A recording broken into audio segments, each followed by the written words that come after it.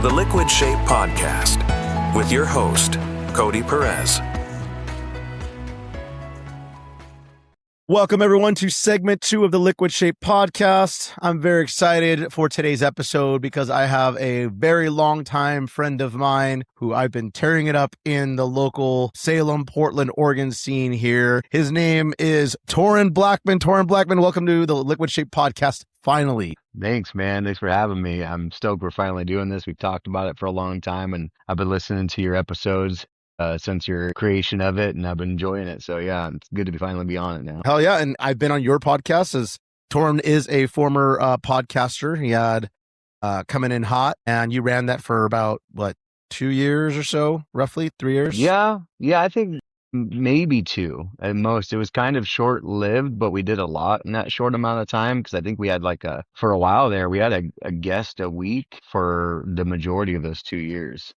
You guys are keeping busy. We were pretty busy. We came out full steam ahead, and I think unfortunately life happened and schedules got in the way between me and the co-host, and unfortunately it petered out. But man, we still talk about it to this day. Brendan, obviously you know him, and when we see each other, we always talk about, oh man, I missed the podcast, and look how big podcasts are now. Because when we were doing it, podcasts definitely weren't rare, but they weren't as mainstream as they are. Everyone has one now. Everybody has one. And we were kind of right at when we had our podcast, we were kind of like right at the beginning of that wave of everybody getting one, because I think what made it so easy is that everybody now had home studio and recording technology for a fraction of the cost that it used to be. Streaming platforms are getting bigger with hosting podcasts, and everybody was listening to them all the time. So the entry level, or the barrier to entry, was very easy at that time, and we kind of jumped on it. You did. And so I think in a local capacity, we might have been still right in the beginning of that wave, even though, again, what inspired us to do that, you remember Alloy Podcast, I was almost 10 years before we did that, and that was 20 years ago. Yep. Can you believe that? I actually had Matt on the podcast and we talked about that. So I mentioned that to him. I said, dude, you were one of the pioneers in this area that really started kind of the podcast and got me into listening to podcasts. And I believe it was you guys, Still Dead, that was on that podcast that the first time I ever heard technically a real podcast. But we'll get more into that. Let's start from the beginning, and let's introduce you to the audience out there and tell them all about you, and then we'll go from there. Yeah. Okay. Well, it's weird because I hate talking about myself, but that's why we're here. So I'll do my best. Yeah. So I don't know how far back you want me to go. But I can go back to maybe what got me into music and kind of start from there, because it was pretty young. I was pretty young. I grew up being fortunate enough to have a family who, on my mom's side of the family, we had a few musicians in the family, but on even my dad, he loved music. Everybody was fans of music growing up for me when I was a really young kid. I mean, some of my first memories was listening to music growing up in the 80s. And of course, MTV was just coming out and huge at the time. So music videos drew me in even at a very young age. I remember the pop culture of the 80s very vividly. And listening to the music my mom and dad and my aunts and uncles listened to introduced me to like all genres, 50s, 60s, 70s. I mean, country, rock, blues, all of it. And I think that's when I learned at an early age that, to me, everybody asks, what's your favorite music, what you like? And for me, it's just like, I like good music. It could be anything. It doesn't have to be confined to a genre. So at a really young age, I started listening to music, but I definitely was drawn to the heavier stuff, the grittier, edgier stuff. Vocalists that had a very unique or distinct sound, like Johnny Cash. I always loved Johnny Cash from day one, but nobody sounds like Johnny Cash. And I guess, not at all. Yeah, and nobody would sit there and go, oh man, he's technically a very amazing singer, but it's not about that. It's everything that comes out of his voice and like kind of, I guess, what it does to you, the feeling you get when you hear it. So I've always been drawn to that, or a singer or vocalist that has gritty vocals or rasp in it or harshness to it. Somebody that's rough around the edges. Personality, big, bold personality. Yeah, exactly. Which I think is not an uncommon trait for probably a lot of metalheads, especially vocalists like you and I, what got us into it and what we love. And I know that you and I share a lot of similar influences and stuff. But surprisingly enough, though, even though I've mainly sang in bands for most of my life, what got me into music was guitar and playing guitar. So before I ever wanted to be a vocalist, I was a huge Ozzy Osbourne fan, and even further than that, a Randy Rhoads fan. And yeah, so that's what got me into music, was learning how to play guitar because of Randy Rhoads, and it introduced me to it. So for the first, I think I was about, my dad, it was kind of a cool story. My dad, when I was in like 7th grade, my dad found an acoustic guitar. It was a Fender acoustic, a pretty nice one, on the side of the road by his work, just sitting up there with the face down, and you saw it reflecting in the sun on the way home from work, and it was kind of, looks like it probably fell out of somebody's truck or something out in the grass. And so he brought it home one day after work, and I was like, oh my God, where'd you get that? Like, that's rad, a guitar. I've never touched a guitar or whatever at that point in my life. I was just in middle school, but I was intrigued and fascinated and loved Randy Rhoads, loved music. And he's like, yeah, I found it outside, but I'm gonna bring it back into the office. If nobody claims it within like a week, I'm bringing it back home, and then it'll be ours. So a week goes by. I kind of forgot about it. Maybe a week or two goes by, and then I think it happened to be around my birthday or something. And then he's like, hey, come here. I want to give you something. And he goes, close your eyes. And so I come down to the dinner table, and I'm sitting there going, oh shit, what is this going to be? Because he's always playing pranks and jokes too anyways. And he goes, all right, open them, here you go. And then he just hand me this Fender acoustic guitar. And at the time, I had no idea what Fender even was. I didn't know if it was a good brand or not. But yeah, so he gave me that guitar, and that's what kicked it off. However, not right away, because I tried to teach myself how to play guitar, and anybody who's ever tried to do that shit's hard, man. That's tough. So I just got frustrated, and I threw it in my closet for like another year. I gave up, dude, totally. And I think what happened was, every once in a while, my dad would have a friend come over that knew how to play some chords or something. Then would sit down, try to show me some chords, but it was like folk chords. And I was like, dude, I don't want to fucking learn how to play chords. I want to shred. I want to learn how to play Ozzy. I want to play the music that I'm listening to. And so I didn't have the enthusiasm for it. And so basically, I remember fast forward to like freshman year of high school, walking through the school cafeteria. One of my buddies, Dave Harris, you might have met Dave in the past. He's a longtime buddy of mine. He walks out, and he's just walking around the cafeteria with an acoustic guitar strapped over his shoulder, just jamming on tunes, Sublime, just shit we know. And then all of a sudden, here, down on, I'm like, dude, what the hell? You could play Crazy Train? He's like, oh yeah, bro, it's easy. Let me sit down and show you. And that was it, dude. I was off. He taught me how to read tablature, and how to play Crazy Train. Right? You know what I'm saying? So yep. I remember I ran home that night. I couldn't wait to get home, dude. I couldn't wait, because I'm going to remember this. And he showed me how to read tablature. So I took it home with me so I can go play it at home. I didn't have any music books or anything. And I pulled my guitar out in the closet, dusted that bitch off, and I started playing Crazy Train, dude. I don't think I went to bed until, I might not even have went to bed. I stayed up all night till the next day. And I think I might have even brought my guitar to school. I can't remember that part, and showed him that I learned it. But dude, once I learned Crazy Train, that's it, dude. It was, gloves were off. The rest is history. I never stopped. Because I was like, if I can learn to play one of the best riffs by one of the best guitarists of all time, not to perfection, but if I could learn that within a few days or whatever, then I could do anything. It gets you inspired. It gets you like, because I remember that's how I started too, was reading tablatures and learning songs, and then you kind of start messing around with your own type of ideas or whatnot. Yeah, for sure. Yeah, and you start thinking, which is kind of foolish, but it's what gets you motivated. You're like, maybe this isn't so hard. Maybe this isn't impossible, which you later on learn that bullshit. It's very hard and kind of almost impossible, but doesn't matter. Whatever keeps you motivated, that's going to drive your work ethic. And that's kind of what did it. So from there, man, I just kept learning. I was like, if I could, I got Crazy Train down. Perfect. What's the next song I want to learn? Boom, boom, boom. Once I knew how to read tablature and pick up guitar magazines and stuff, the internet was still very new at the time, but we didn't have internet in my house. I remember going to my aunt's house and after school and using a printer to print off tablature almost every day. Yeah. She's probably like, this little fucker, he only comes by when he wants something. Putting up all my ink and paper, God damn it. Yeah. Taking out my phone line, because remember back then it was all like, yeah. And when you're on the internet, you couldn't use the phone. Yep. Because it was connected to the phone line. You hear that? Dial up. Yeah. The young people are not going to know what the fuck we're talking about when they hear this. Dude, not at all. Not at all. But what's a phone line? Yeah. Well, let alone. Even like looking up tabs, you had to commit before you clicked on that button, because it would be like really slow to load the damn sheet. Each page would take forever to load. So if you were looking at something like just something as simple as a tablature online, you had to commit and make sure, okay, I hope this one's good and this is right. Like I would always look at the little stars to see how many stars it had of the rating, before I clicked it open, because the more stars it had on the rating, then I was like, okay, this tab is probably pretty accurate. And then what I ended up doing was I ended up copying and pasting them. I paste them on a notepad on my computer, so I had them saved, so I wouldn't have to be online technically to look at the tabs. Exactly, because then it was a whole nother thing to have a printer. Like, just because you had internet doesn't mean you can afford a printer. That shit cost a lot of money back then. God, yeah. And then the ink and all that shit. Oh, yeah. Dude, everybody takes for granted, including myself, how long it used to take to open up web pages. You couldn't watch videos. Like when it was 56K or 28K. I remember, dude, we had 28K at one point.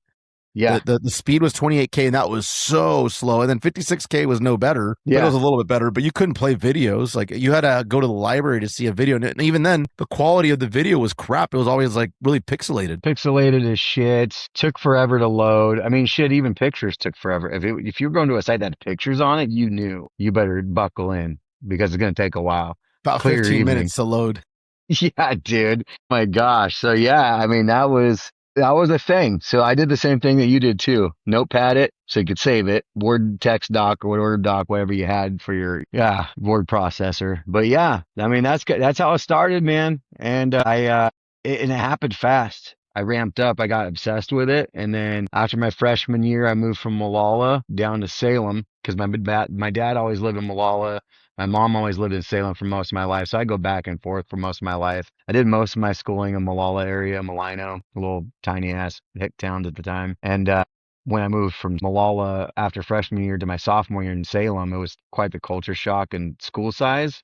And I didn't know anybody. And so, but what I did know is like at that time I was really getting into playing guitar and music. And I started kind of thinking about maybe wanting to find like-minded people that wanted to form a band. Because at this point I started going to live shows, going to see like Ozzfest and Black Sabbath and Rockfest. And I was like, dude. What was your first concert that you purposely went for that was, because our parents will take us to concerts and whatnot when we're little kids, and it's not us wanting to go there, but what was your first concert that you went to, that you bought the ticket or that you decided you want to go see? Yeah, no, great question. And funny enough, my parents didn't take me to any fucking concerts, unfortunately, when I was little, or else this might have started sooner. But the first concert I ever went to see intentionally, I didn't buy the ticket, but one of my best friend's mom bought my best friend and his sister and herself tickets to Rockfest 97. Shit. Yeah, at the Estacada Timber Bowl. Okay, that wasn't the Metallica one, was it? No, it was the headliner was Sammy Hagar. Okay. And they had like Corrosion of Conformity played. That was the first time I saw those guys. I don't know if you remember the KUFO days. Bill Prescott's Chode. His band played there. Man, gosh, Seven Mary 3 played there. I remember that band. Yep. Yeah. I have to go back because there's like setlist.com or whatever. You can go back and see like every show ever and the set list and everything and who performed and where. It was a lineup, man. It was cool. It was my first experience of a concert, and that's one hell of an experience. It's not just a regular concert. That's like going full fucking balls to the wall, dude, with the Rockfest and outdoor festival. Yeah, dude, and it was insane. Like I'm seeing things I've never seen. I'm seeing titties. I was gonna say titties, dude. Yeah, I'm in like 7th grade, bro, 7th or 8th grade, and I'm seeing titties. Chicks barely wearing anything. I mean, I'm just a fucking teenager. What were you able to smell in the air? You were smelling something in the air, I'm sure. Dude, yeah. It felt like I was at a fucking, like a Jimi Hendrix concert or a fucking Grateful Dead concert or Snoop Dogg. It was, yeah, all you smell in the air is weed. Everybody's drunk. And then have you ever been to a concert at the Timber Bowl in Estacada? I haven't, no. So they stopped doing them shortly after that because they used to have concerts there all the time. But I think because of Rockfest, they had like a couple, like the first 2 or 3 there. It get out of hand, so they stopped. But it was a really cool venue. But like part of the venue, because it's a bowl, right? So where the stage is set up, you come over this hill, this crest of this hill, and it comes down into a bowl. Like, so it's like a grassy hill, and then it comes kind of has a flat landing before the stage, and you're kind of surrounded by grassy hills around you on most sides of it. And what would happen, especially during the summertime, they would have hoses or, gosh, I remember these being like big, like fire truck hoses and shit to spray water out to the crowd. But of course, what's that going to do? It's going to create mudslides on the hill.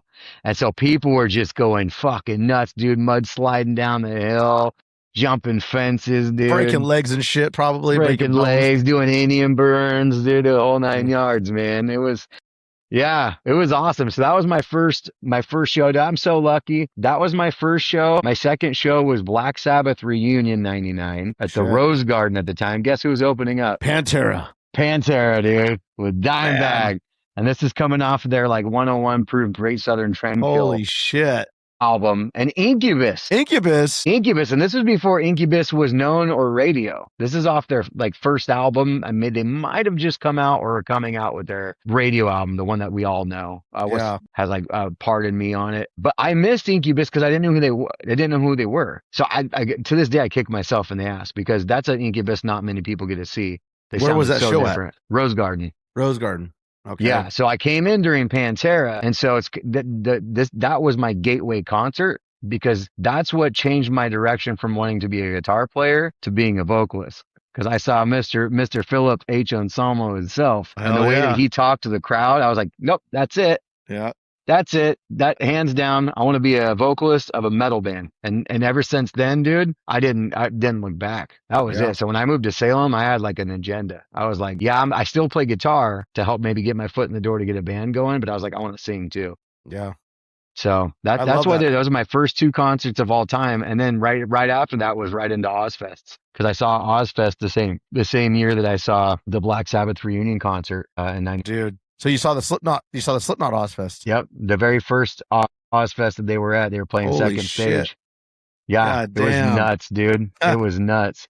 And they kind of were making like, they were getting a little bit of rumors and or like a little bit of press and publicity. And there was a little bit of a name about them, but I never heard them at that time. And very few people did, but the ones that did were like obsessed. You go to school and you see them wearing the jumpsuits and shit. I was one of them. Yeah, dude, exactly. I'm like, who are these fucking motherfuckers? Like, we hated them because everybody's always talking shit about things they don't know about. And these kids are fucking gay as shit back when you could say that and all this shit. And little did we know, we go fast forward, because I just moved to Salem. It was my sophomore year. And same year, actually, it might have been 99 or 2000. I think it was 99. We go to the Ozzfest and see Slipknot, me and my buddy, who I ended up starting bands with, Jesse, Jesse. And we're like, holy shit. Okay, just kidding. Slipknot's badass. We got to go back to school and tell these kids you're not gay. You're pretty cool. Got to go give them high fives and shit. So yeah, dude. I saw on the early Ozzfest, I saw Slipknot's first tour on Ozzfest, System of a Down, his first tour on there, Godsmack. Fear Factory was on that, weren't they?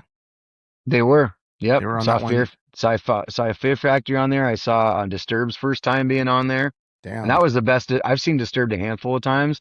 The best that I've ever seen them was their first time on Ozzfest for the first album. Yeah, I believe that. It was insane. They were amazing. They were heavy.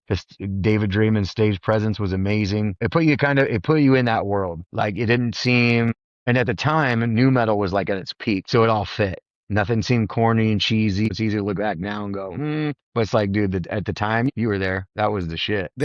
I think that back then it didn't feel like it was commercialized or like it was an act. They was more authentic feeling, I think, probably back then. Because I saw them just right before they really were blowing up. I saw them at the Roseland. So they were still small, but they're getting a lot of hits on the radio and shit like that. But they were still on the first album, and the passion was there. The authenticity was there. The hunger, I guess, is what you better call it, is like they were hungry for success. So yeah, dude. And that was my favorite thing about Ozzfest, as you know, and the same with Rockfest, is you get to see those bands when they're at their most hungry, at their most in their prime. You almost say their prime, but sometimes if you're lucky enough, you see them right before their prime, and then you see them the next year around when they're a little more polished and everybody knows who they are.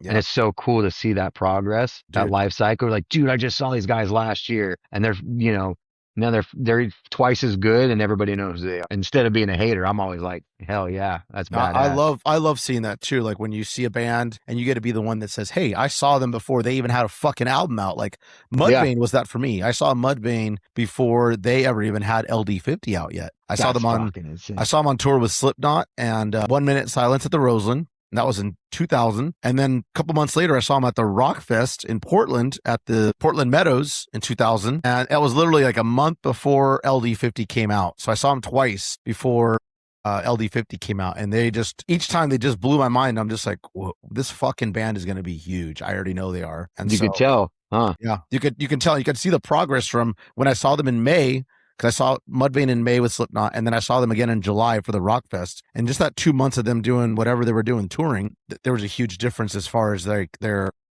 sound and their performance and just the way that they were in sync with each other and how they were interacting with the crowd. So yeah, and those are the ones that are out there fucking 1,000% in it, and they're working their asses off, and right, especially doing what you do. It's like we've seen too the opposite, where you see one band and then a year later you saw the exact same show, and you're like, what the fuck? Or the one thing I can't stand is like when, for example, like the singer is literally just walking the stage like they're like God's gift. It's like, no, dude, you got to give some energy so the crowd gives energy back, and then you get the energy back to that. Like it's back and forth, back and forth.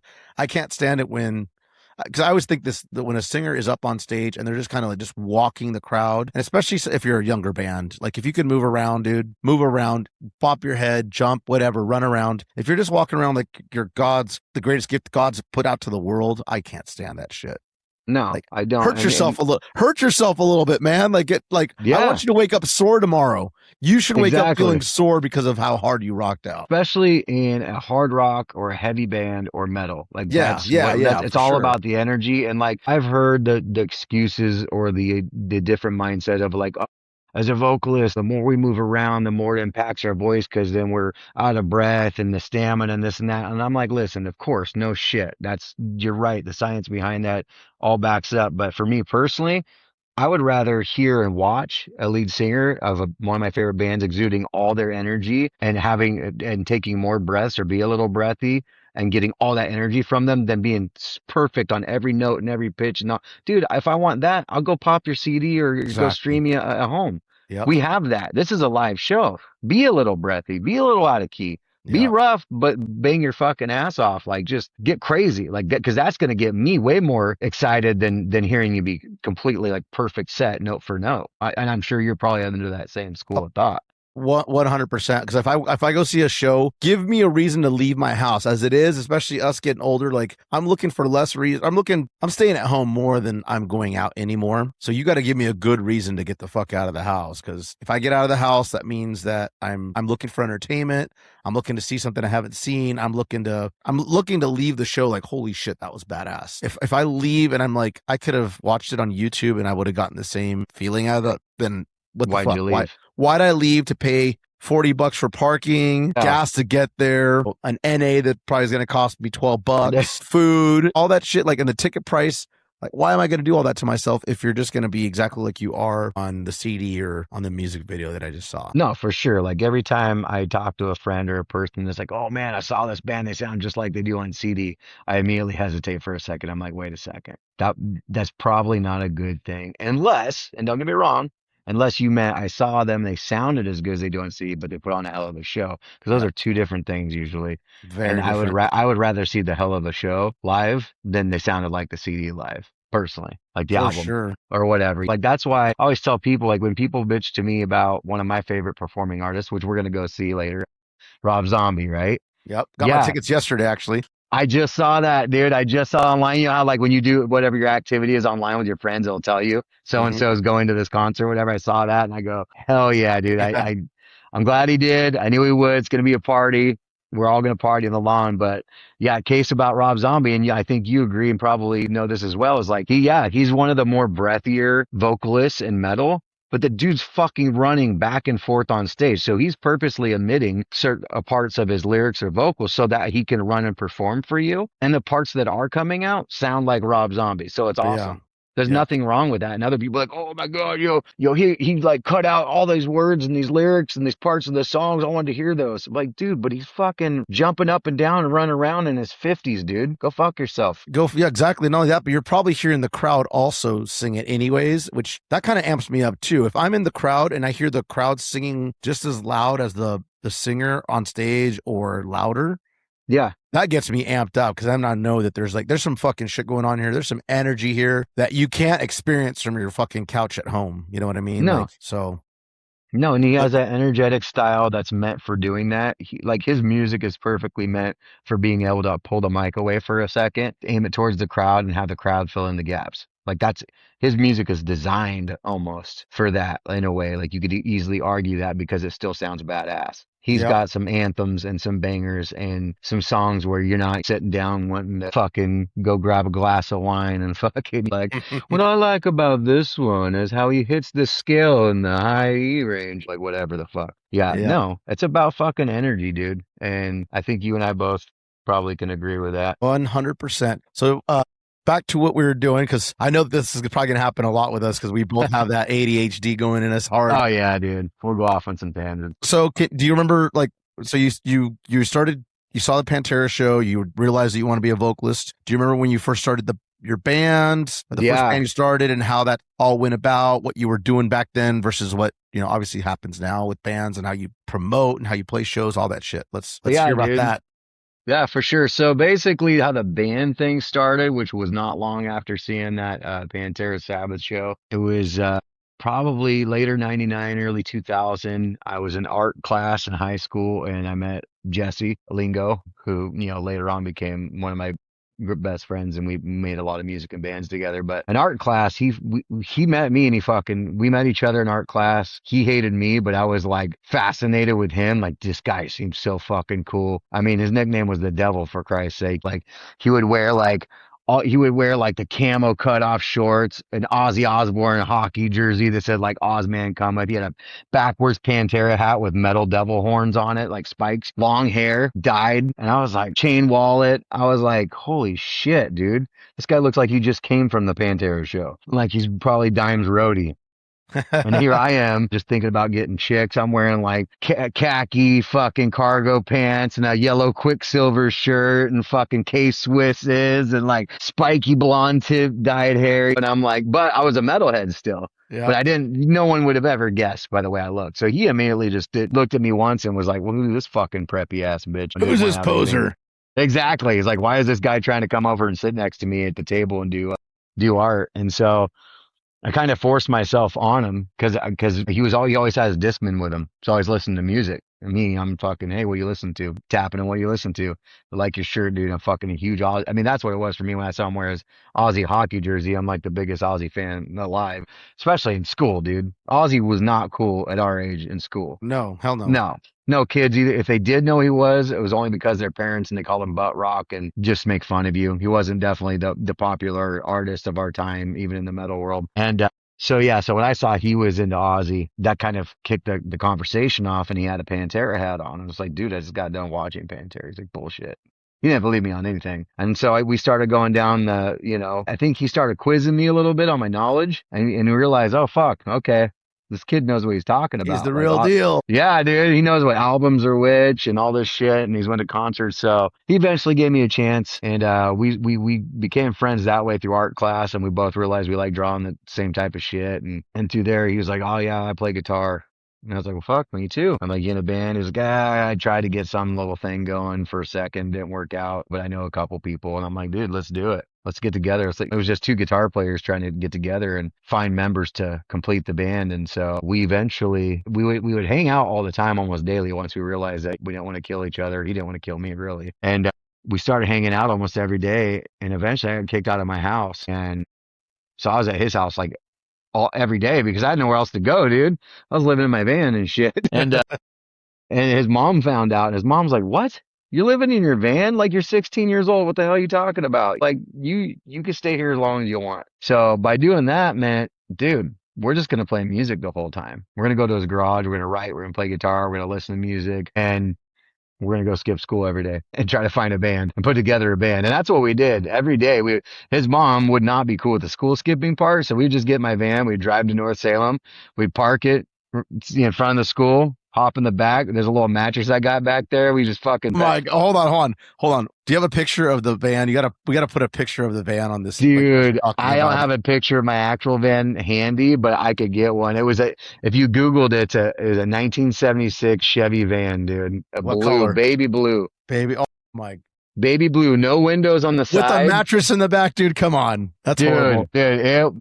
Dude, you should have seen my girlfriend's parents when I go pick them up in that thing, dude. Oh, yeah. I was immediately not allowed to date him any longer. It was bad. It was so bad. And I loved it. It was awesome. My favorite thing. It was the band van, dude. Man, hell yeah. Yeah, so we basically used I got the van strictly for music, like equipment and gear, because I had different vehicles before that. But I had a little Mitsubishi lowrider pickup, dude. I don't know if you ever seen those little pickup trucks, I fucking have drop to the ground, really low, lowrider. like the really, really low ones. Really, really low one. It was a little Mighty Max Mitsubishi Man. truck.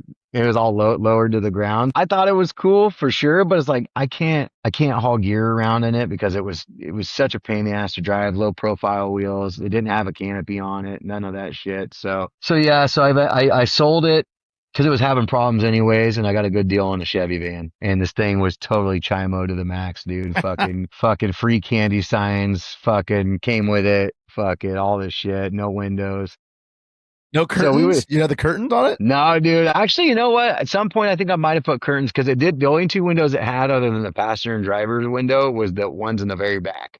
That was it. And I'm pretty sure eventually curtains got put back there. And so that way I could skip school in peace. You know what I'm saying? So yeah, dude. So we would fucking, those were the days of how we formed the band. We would skip school every day. His mom would think we went to school. We really just went there and just passed out till about lunchtime. And then during lunch, we would go in there and try to promote or recruit band members. And of course, Mr. Justin Coleman, that's where the first time I met him. Because he did the same shit, but we didn't really know each other. But we would only see him at lunchtime. So we knew he went to North, or at least that he at some point did, but you'd always see B at lunch. Later on, we found out he was pretty much doing the same shit as we were doing. But yeah, that's what we were trying to do. We were trying to get a band going together. We did eventually get some we were all amateur as fuck. We didn't know how to play our instruments very well. But Jesse and I were the drivers of that band. We both wanted to do the same thing. We're on the same page. We like the same music. And we would find band members here and there. I mean, shit, we even went, to be honest, the first band members we ever had were in Malala because Jesse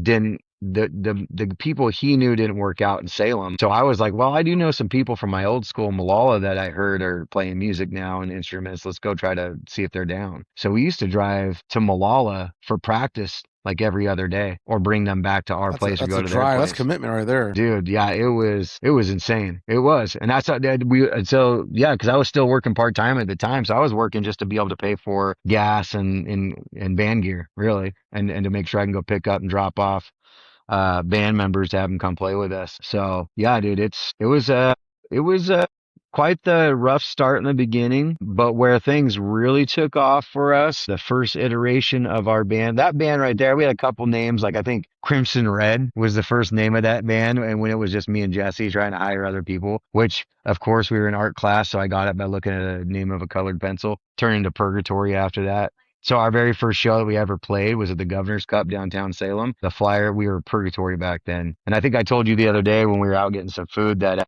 we didn't have band members other than me and Jesse, but we booked a show. Just like we'll get band member by then. Damn. We didn't have anybody. So we went and stole. There was a drummer, Bond, who used to be in a band called Falling Closer back in the day. And I went to school with him in Malala, and I knew he played in a more well-known Portland band. And he was way above our pay grade as far as talent and experience at the time, but he was cool. And so I'd go pick him up. I'm like, dude, can you just do me a solid? You don't have to be our drummer. I know you're way better than we are. You got your own band, but can you come learn our songs the best you can for the show? We already booked it. So we're kind of in a back against the wall situation. He did. We packed that little place out at that Governor's Cup. It was a tiny place, but there's probably a good like 30 to 50 people there in this tiny little coffee shop. And yeah, man, that's kind of, once we did that show, as you know, you get the itch, man. And you're just like, that's it.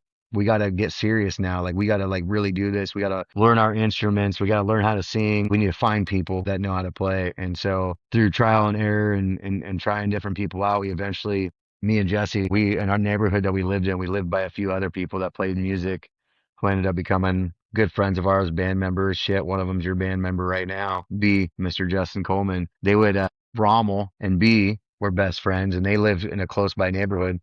They would ride their bicycles by us all the time, and we'd have the garage door open and we would jam just on guitars. And they would stop and you'd see them listen and then almost kind of scoff at us and then ride away. And I was like, dude, wouldn't say anything other than just wouldn't say anything. Wouldn't say anything. I'm like, are these guys going to stop or like what the hell? They come by all the time. They listen for like a minute or two and then they're out. And so later on, we learned that they were playing guitar and drums together. Well, shit, that's exactly what we needed. We needed at least a drummer for sure, another guitar player and a bass player. Well, not only did they live down the road and play those instruments. Across the street from us was Nasty Nate Farnes, and he started playing bass. So that's how our first band, 12 Gauge, started coming together. Sorry, my son's in the background, probably yelling right now. You can probably hear him, can't you? It's all good. Yeah. Yeah. Hey, Jackson. Hey, bud, real quick. Remember I told you it's on that podcast? Yeah, keep it down. All right, thank you. Love you. Sorry. Podcast bloopers, dude. Yeah, it's all good. But yeah, so that's kind of how this is high school, right? So I'm probably at the time now 17, and we finally get our first real iteration of a band, which was Josh Rommel on the drums, Justin Coleman on second guitar, Nathan Farnes on bass. And we all lived in the same neighborhood. We all went to the same high school. Josh was the hard one though, because see, Josh and B, Justin, they were a package deal. They were like me and Jesse, but for their band. So they were missing the rest of their band, the pieces to their band, and they would always play together. And so the hard part was at first we weren't even trying to get Justin. We were trying to get Josh, because I play guitar and Jesse played guitar. So we're like, we don't need another guitar player. We need a drummer. So before he became part of the package, we would try to get Josh to drum for us, but that dude would avoid us like the plague, man. He would dodge us all the time. So Jesse left him a note one time in class or somewhere saying something like not even spelled correctly in proper English. It was like, hey, you be drummer. something like that, dude. I think he saved it for years too, and he left it like in his locker or some shit. You be drummer, and he's like, "What the fuck is this shit? Who are these retards?" So yeah, one time I remember we went over to his mom's. We found out where he lived, and we went to his mom's house and knocked on the door asking for him. And she's like, "No, he's not here." And we tried to tell him like, "Well, we're trying to start a band," and he's like the hardest person in the world to get a hold of. Can you have him call us? And left her number with him. She's like, "Oh my God, you would love that. You would love to play in a band. He's just been playing with this one guitar player, but they ain't going anywhere." And they're just talking mad shit, dude. Which we later found out was about B. Like, oh, I'm going to have him call you so he gets away from this other kid. This other kid's no good and all this shit, dude. Talking so much shit. Yeah, he never called. Isn't that great? Too funny. I'm going to have to give Justin shit about that. That's hilarious. Oh, you'll have to. Yeah, his mom was talking mad shit. Like, I don't like this kid. And, Josh, you boys seem like nice boys. He's better off playing with you guys. And outstanding citizens in the neighborhood.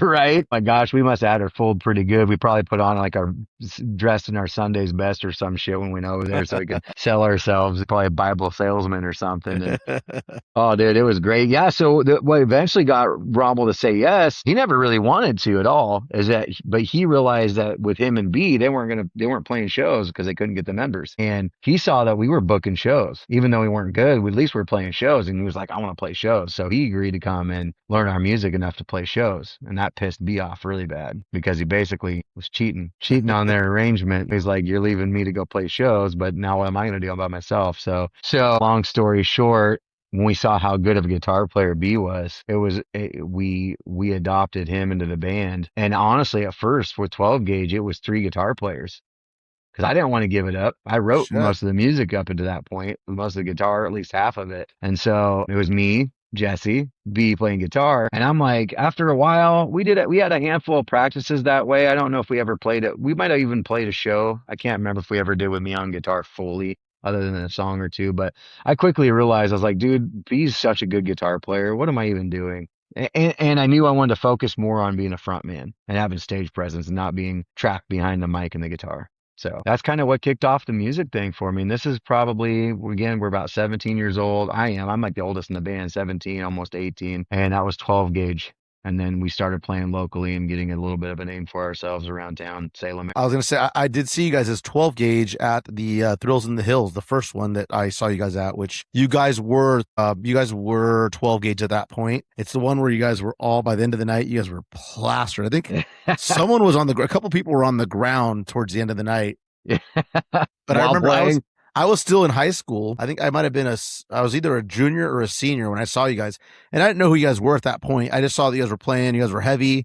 And you guys looked like you guys were having fun. And I was like, fuck yeah, this is awesome. This is cool. It's heavy and fucking, this is a band from around here. Okay, cool. So I remember me and my buddies, because I lived in Silverton. So Scotts Mills was right up the road. And most of the people in Scotts Mills went to school in Silverton. So that's how we found out about that party that was going on out there. But after that, I didn't follow the band because I wasn't really involved in the local scene after that. So I know you guys were probably playing up and down like Washington and Oregon and all that shit, right? Because you guys were By then, playing, yeah. Yeah, I think around that time frame. It would have been 2003 or 2002, something like that. Yeah, by then we were playing all over the place. Yeah. It picked up really quick. We started out by playing some local Salem shows, but really quickly we got up into Portland at the Paris Theater and heard that was the place to play at the time. And it really was. It was like the local metal spot in Portland for local bands. And then it basically it was Salem and Portland out for a long time. Those are the two places that we were getting booked and getting gigs at. And we happened to have this dude find us on MySpace or come across us on MySpace somehow in a band called AFM at the time named Todd. And he liked our sound and our music and he was looking for another band to open up for his band in Vancouver, which is just across the river from Portland, but it's Washington. So it was our first Washington gig. And he had us come up there and it was a bar. And he didn't know that we were all under 21. So he rolled out the red carpet, man. We were getting free pitchers of beer. We're all fucking hanging out. We're in the booth after sound check, getting ready for the show to start. He's coming. We're all sitting together with his band and us, and we're all hitting it off. You kids are fucking cool. Like, he knew that he was older than us, probably by a good amount of time, but probably not how much older did he know that he was than us, because he's probably a good 10 years older than we were. Shit. And so, and he was in his, maybe mid to late 20s at the time. And we're eating pizza, we're drinking beer. It's like, dude, you guys are cool as fuck. And he's like, man, you guys all look pretty young, man. Surprised you guys are rocking, the way you do or something. I don't know. Small talk, chit chat. He's like, wait, you guys are 21, right?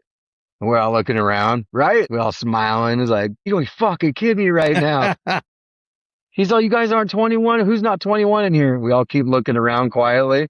Fucking not a single one of our asses was 21, dude. He's been buying us booze all night. Fucking, and so he's like, fuck it. You don't say anything, I won't say anything. I don't want to get in trouble at this point. We got a show to play. And so that was how we first started playing our first bar gig and Washington gig at the same time. So yeah, that's how we started expanding in there. And that connection with him, he ended up becoming a good buddy of ours, and he's a tattoo artist. So he's tattooed a lot of us. And because of that relationship, he helped us get all the way up into like Tacoma area and more into Washington and stuff. And that was still in the 12 gauge days. That was before we turned into Kill on Sight. Hell yeah. So how did that transition happen from 12 gauge to Kill on Sight? And how did that, I think that's about the time that I met you guys, actually, technically. Yeah. In fact, you're part of that history a little bit, I think, in the story. We ended up breaking up in 12 gauge, just normal band drama. I don't even know exactly what it was. And we ended up breaking up. Everybody got pissed, fucking egos, all that shit. And I think they started looking for another singer. Yep. Josh and B. Yep, because I went and jammed with them. When that's how I met those guys. I already kind of knew of Justin and Rommel because they used to play in a band with one of my best friends, Derek. And I used to talk shit. We were talking shit back and forth back on the AOL Instant Messenger days. That's right. Like back in like early 2000 or 2001. Yeah. And so Brendan saw that I was playing with this band in Salem. He found us like on mp3.com or some website. And he's like, hey, your vocals are pretty cool, but this band you're playing with sucks. So you should leave them and come try out for this band that's looking for a singer. I'm like, okay, I'll check it out, whatever. And that's when I ended up going out to, I think it was Brendan's house out in South Salem, and Josh had his drum set there, and B showed up, and we jammed. I warmed up to some Mudvayne, and then we ended up jamming to some of your guys' songs. And then they gave me your guys' CD, and they're like, here, learn these songs. Can you do them like this? Or you can do whatever you want with them. Like if you want to change up the lyrics, or just here's an idea of what these songs sound like with vocals and recording. And then literally, I'm not even kidding you, I think it's like the next day or two, I heard that you guys were back together with you in the band and shit. So yeah, it was so shortly lived. That's so true. Do you remember because I know at one point when we broke up, I'm sure we broke up many times. One point Jagon even tried out. That was later. That was right before Nick joined the band. Okay, that's right before Nick joined the band. Yeah, so that would have been like 2006. Yeah, that was right when we formed Still Dead. Okay, so yeah, so what happened was, going back to what you were talking about, it was super short-lived of the breakup. They tried out, I don't know how many singers, or if you were just the only one. I feel like there might have been another one or two, or at least that they were thinking of. And for whatever reason, I don't know which side decided, fuck this, let's have a talk, or let's try to hash it out. And I remember the time, because I think when we hashed it out and got back together was at that same house. I think we all came back to Brennan's house to hash it out or something, and we ended up jamming, and then all of a sudden say, fuck it, we're back. But one of the stipulations was Rommel and B didn't want 12 gauge. they didn't like the name anymore, or wasn't brutal enough, or whatever. And so they said, we'll get back, but if we get back, we're changing the name. And the name has to be Kill on Sight. Name that Rommel's been thinking about for a while or something. I'm pretty sure he's the one that came up with it. And then I think Jesse were like, we love the name 12 Gauge. But I think some of the things that they were not loving about it too, I think Rommel looked, there was like an old school rapper named 12 Gauge. And I think locally we're the only 12 Gauge, but something Rommel was hell bent on Kill on Sight. Me and Jesse were kind of like, that's pretty brutal, dude. Like, it's even more brutal than 12 Gauge. So whether we like it or not, it's like, we don't dislike it. Well, fuck it. That's what's going to get us all back together. Let's do it. So that was what determined us to go from 12 Gauge to Kill on Sight. It was a delineation between the breakup. So discernment between this was the band before the breakup, and then this is the band after, because I think right away too, really quickly after we became Kill on Sight, we wrote like a couple brand new songs, Violence. I remember you guys put out Violence literally like really quickly, like right after you got back together.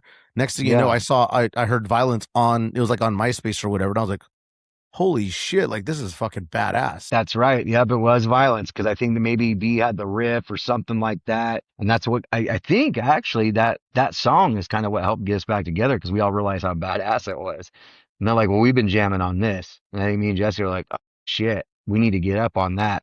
Like, we could be badass, and we're being stupid not being in the band. It's not like we had other bands to go to at the time. So yeah, that's kind of what happened. That's how we went from 12 Gauge to Kill on Sight, and did a whole new banner and everything. And for a while, everybody was kind of confused. Like, wait, is this a new band? Is it an old band? Because it was all the same members. We still played 12 Gauge songs because that was the bulk of what we had at the time. But yeah, that's kind of how that went until the next breakup. And around that time frame too, I remember, I think it was Jesse that reached out to me on MySpace, and then he came and checked out this band that I was playing with, and I think he invited you over after he came by and saw us playing, and then he told you to come out, and then that's how I met you, was through Jesse, technically. And I think we hung out that night. We went to your house at the Pirate Bar, and then I watched you guys rehearse, and I was like, oh, fuck yeah, dude, you guys are badass. I'm glad you guys were able to figure it out. You guys are kicking ass. And then I do remember like going to all your guys' shows at that time. You guys were playing Portland, Salem. And then you guys won a battle of the bands at Rock and Roll Pizza. Yeah. Now my first memory, and you have to help me on this one, might not be my first memory, but I always thought it was. When you and I met, did we first meet when Jesse introduced us, or did we first meet when we were playing at the Ike Box and you were singing the lyrics to the songs? And I'm like, what the hell? Holy shit. Who is this guy? Who is this kid? No. Let's get his ass up here. No, you got me on stage after we had already been hanging out, and then you asked me like, hey, you want to come out on stage with us? Like, okay. I was like, oh shit. But no, I had, that's right. Yeah, I had literally met you. You guys had just gotten back together. Okay. And I think Jesse had just moved into the house with you. Yeah. At the Pirate Bar Street. On Market Street. And I started hanging out with you guys before I actually got to see a live show. And then before you guys had a live show, you asked me, like, would you want to sing on Violence? That's right. I've never been on stage, but fuck yeah, I'm down. Like, I'll learn it. And I jammed with you guys a couple of times, I think, before I actually went on stage. And so, but I do remember going to all your guys' shows after that. And we were hanging out all the time because I lived in Salem also at that point, and just partying with you guys and supporting you guys, promoting on MySpace and helping you guys hand out flyers. Like, I remember you guys were going around on your bikes and shit. We were posting them up on on the flagpoles all up and down Portland Road and Lancaster and shit. Yeah, dude, the promoting days, it was bicycles, backpacks, flyers, tape, and you remember those old school energy drinks, Buku? They're fucking tall, and they're in flame letters, flame font. And dude, those things were liquid crack, bro. And I don't know if it's just because it's been so long and my memory is deceiving me, but I feel like those things would put to shame any energy drink on the market right now. Those things would gack you out, dude. Yep. Liquid meth. Yep. Dude, and that's what we would do. I don't remember drinking those, but I remember seeing them in the stores. And I remember you guys drinking them. Dude, I'm telling you right now, and again, maybe the memory, it's been so long, but I remember, and at that time, energy drinks were still kind of becoming a big thing. It wasn't, the market for energy drinks wasn't where it's at now, but I mean, it put like rock stars and Red Bulls to shame, dude. Like whatever caffeine content was in there. I mean, and there were 24 ounces, dude. They were like big 24-ounce like Mickeys, dude. They were just fucking brutal. Yeah, and I think if you read the label, it said this is 3 energy drinks in one. Don't drink the whole thing in one sitting. Yeah, okay. That's all we did, dude. We ride bicycles all over Salem, North Salem, West Salem, South Salem, all in one day. Promoted everywhere. That's where we're seeing all the Grupo Montez flyers, dude. Shout out to the Grupo Montez. El Grupo Montes de Durango. The Lorengo, yeah.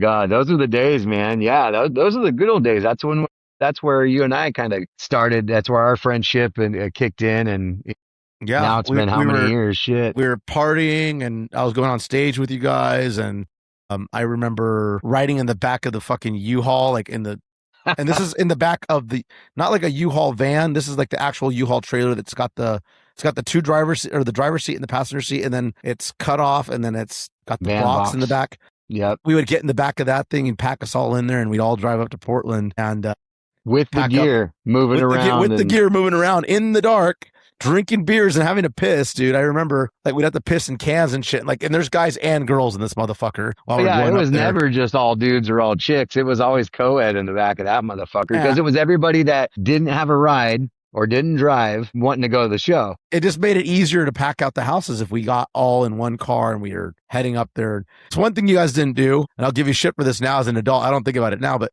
you guys never took roll call to see who was left behind or you know what I mean? Like, if you miss the fucking bus, you're going to be fucking left in Portland somewhere. Stranded. And dude, by the end of the night, everyone's drunk, right? So you're not going to remember if you forgot someone or not, and if you were supposed to be at a certain time at the fucking van or the U-Haul or not. But like, I just thought about that right now. I'm like, those motherfuckers never did roll call. I'm lucky I didn't go off on my own little Cody adventure and shit and get lost out there. Yeah, because it was every man for himself at that point.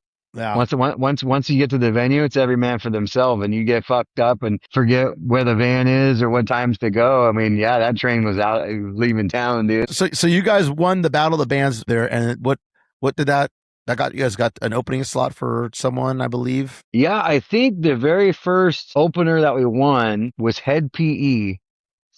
Is I think who it was. And eventually, really close to the show, I think our tickets even said, because we started selling tickets for it, I think they even said Head PE on it. It changed. Head PE dropped out, and it then became Scum of the Earth.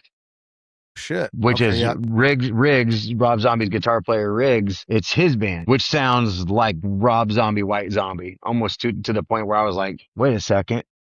That's which one badass. came before, the chicken or the egg? I don't know if Bob Zombie came first or Riggs came first, but they're really badass. And so that was like my first moment too. So not only was it our first national act we ever got to open for, especially in the small intimate venue that's Rock and Roll Pizza, that was the first time I think I ever got to like actually meet and hang out with what I would consider a rock star. Because as you know, you get there early afternoon to set gear up and you're in the venue and the only other people in there is staff and the other bands. So Scum of the Earth is in there. I see fucking Riggs just sitting in the bar and they've already done their sound check and setup. So I just fucking go up there and sit next to him at the bar, man, and start chit chatting with him and like talking shop. And I'm sitting there like fucking going, I can't believe I'm sitting here talking to fucking Riggs, dude. That's fucking cool. That's crazy. So yeah, so he's given all these stories about his days with Rob and Rob Zombie and tour and just all kinds of shit, dude. He couldn't have been a cooler guy, man. And they ended up playing a fucking hell of a set. It was the first time I ever seen or heard a band playing the tracks. And I didn't know that's what it was at first, but I knew there was a very different sound. And at the end of the show, that's where I figured it out. Cause I'm like, what the hell why do they sound so amazing? Perfect's the wrong word to use. Cause it wasn't perfect. Like sounded full, probably. It sounded full. That's the word to use. It sounded full. And you could tell that he was still singing and playing live, but it was like the most full sound I ever heard in my life. I was like, how come our amps and shit don't sound like that? Like, how come we don't sound like that on stage? And then I learned what playing the tracks was because of that show. I was like, oh shit. That's a great idea. Hey. Yeah. And that's controversial these days with people, fuck that, go back to the old school and the roots. And the way I look at it is this: do what fits you the best. If you're a meat and potatoes, crank your amps to 11 type of band and you don't want to play the tracks, cool. I'm not going to ever talk shit about it. But I can understand and appreciate why bands want to play the back tracks. And the fact that to me, depending on the style of music you're playing, you probably should, in my opinion. Like if it's my band that I'm going to do, I will, if it's something like the Still Dead band I later end up creating, that band would have totally benefited, in my opinion, when you have like a lot of different samples and sounds and audio sequences and keys and ambient noises there in the background that you're not duplicating on stage. Sure. Makes sense. And what's funny is and I won't throw any names out there, but there's artists that are very loud about not using backing tracks, and I've seen them live multiple times, and I'm like, you would really, really, really, really, really, really benefit from using backing tracks. And that's not me being a dick, but like as you get older, your voice changes and you can't do it like you used to. And even if you have other people singing along with you or whatnot that are supposed to be filling in those gaps, it's still not the same. No. So it's always the people that are so against it that usually end up being the ones that I'm like, you probably should consider it. Like, so that's all I'll say. No, and I'm with you. And I think what people get wrong, I think everybody gets into the slippery slope theory of thinking that you're somehow not putting in the work, or you're cheating, or you're using AI, or you're using technology to do work, do the work for you. And that's not the case at all. Bands that use backing tracks, for the most part that I've witnessed, it's a supplement. It's something to supplement your music and compensate and add fullness to it. You're still performing, you're still playing guitar, you're still singing, you're still doing all the things. It's just enhancing that. Yeah, exactly. It shouldn't substitute. Enhancement. You shouldn't lip sync. I don't agree with that shit. If you're just fully lip syncing and go all to your karaoke. hearing tracks, go do karaoke. But no, if it's there to enhance the music and the sound, why not? Because guess what? That sound that's being used as your backtrack, you're the one that recorded it. It's not like somebody else did. Hey, I didn't go and play that. That's tracks that you went in the studio and recorded, and now you're playing. You're utilizing all your resources and tools. And if it sounds good, fuck yeah. Don't shit on it. I was going to say, it's no different than a guitar player using a guitar pedal. They're using effects and things that manipulate their sound. Yeah. But they're still playing the guitar. So still playing the guitar, man. Exactly. And so I don't understand some people's take of like, oh, it's cheating, it's fake, it's not authentic. Bullshit.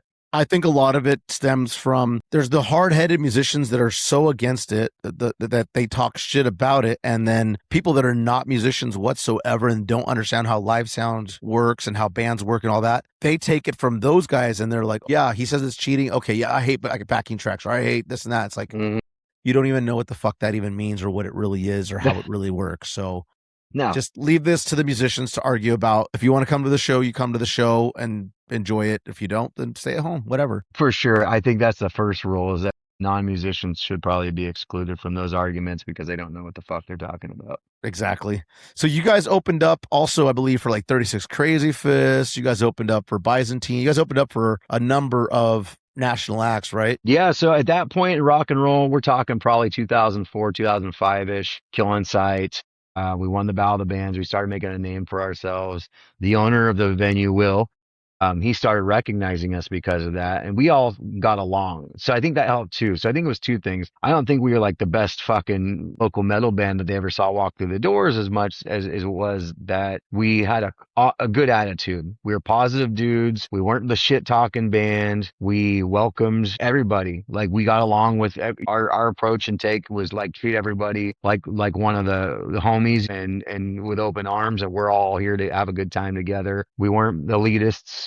We weren't shitting on other bands, and especially during the Battle of the Bands, when it's competition, that's almost all these other bands were doing. And they were also, because rock and roll is a fairly new venue at the time, so not only are they trying to compete and win Battle of the Bands, they're also trying to win over the promoter and the owner of the venue so they can get more shows there. And I think Will, being a former musician himself, and he knew a lot of musicians at the time when he opened up his venue, I think he saw through that shit and saw, you know what? The way that these guys treat people is kind of the vibe that I like. I want these guys to play here more. So I'm going to even give them more opportunity. And when national acts come through, I'm going to throw them a bone, because they do bring people, but it's all these things, like factor of things, their attitude.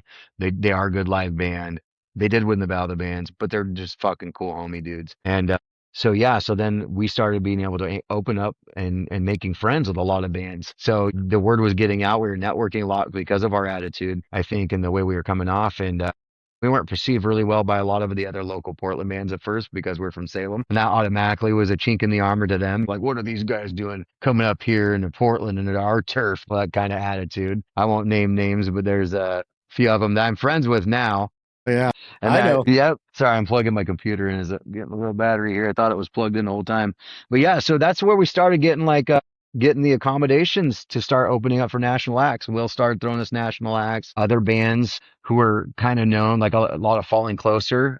I did go to school with the drummer for Falling Closer, and I knew their guitar player really well at the time because he was from the same town as I was, John Johnson. And so we got along, and so we started playing a lot of shows together, and they were already in cahoots with some of the more known national acts, including 36 Crazy Fists, which had a big presence in Portland and the Northwest, the Pacific Northwest. So yeah, we started getting a lot of good shows thrown our way, which again, like, it's kind of a chain reaction. It starts creating a name for yourself and a presence. And so it just kept building and building and building with Kill on Sight. Yeah. And then eventually that kind of fell apart, and then you transitioned to a new band. How did that happen? What exactly led to that? And tell us a little bit about that and the experience that you had working with Kyle and all that. Yeah. So that was probably my first real heartbreak, was getting kicked out of my first real band with my brothers, which was Kill on Sight, 12 Gauge. I mean, same band, same guys. That sucked. That was the first time in my adult life that I ever like kicked to the gut, it felt like, where, long story short, they knew that I had a kid on the way at this time. I was the oldest one in the band. I was the only one that was even going down that path. And it was not planned and it was unexpected, but I sat him down and I told him, like, hey, I'm going to be a dad, and obviously I'm going to be a responsible parent, and I'm going to be there for my kid. But at the same time, this doesn't change my involvement and my want to keep doing the band. Obviously my kid's going to come first, but I think I could juggle both and make it work. And we had that kind of band meeting and discussion. And I think at that point they were a little nervous. They've never dealt with that before. They were all, no, none of them were in that same boat or had kids or barely even relationships at that time. So they were like, I don't think this, Tauren knows what kind of dedication and time that's going to take away, and the band's on the momentum to keep to keep going out there and keep doing something, maybe even going to, or maybe make a name for ourselves. And that was our own, we took it serious. That was our main job. So I think they got worried, maybe one or two members even more particular than other ones, and so they tried to kind of let me down easy and kind of give me this talk about, well, we're going to give you the time and space that we think you need to go be there for your kid. And in the meantime, we're going to keep going, and we're going to try out some singers. And if they don't work out, then we'll come back, and, you know, you come back in and we'll keep going that way. And I was like, what the fuck? That doesn't sound, where does that sound like a good deal to me at all in this? Where that doesn't sound like a good deal at all. So Yep. I was like, well, no, fuck you guys. Like, we're brothers. And if you don't have my back in this right now, then I don't think you'll ever have my back. So I was butthurt about it too. We're all young. We're all immature, naive. We haven't experienced that type of big and life-changing event. And it was a band that I helped create from the ground up. So I was like, bullshit. Like, now I have more fuel and fire to go start my own thing. I'm going to keep doing music, especially at this time. Like, that's all I was doing. I was working to do music. Yeah, my priorities are going to shift, but I was a hardworking person at the time. I always have been. I was a go-getter kind of person, a lot like you, and I was going to make it work. So I got kicked out of the band. I found they already kind of had everything set up to where I think they already had in mind this guy they've been talking to on MySpace from Canada, who was in another band, a really good metal band up there, that they wanted to come down and have him try out. So I think it was their way of kind of saying, we don't know for sure if we want you to be out of the band, but we want to try this other person out in case we like him better. And then if that's the case, then yes, we do want you out of the band. But if not, then you still have your place. And so I was like, no, that's not how things work. It's like, yeah. You know, try telling your girlfriend that. Yeah. Let me go bang this really quick and see if I still want to bang you. Yeah, exactly. But you'll still be there when we're done, right? Like, it might not work. Hey, there's an upside to this, maybe.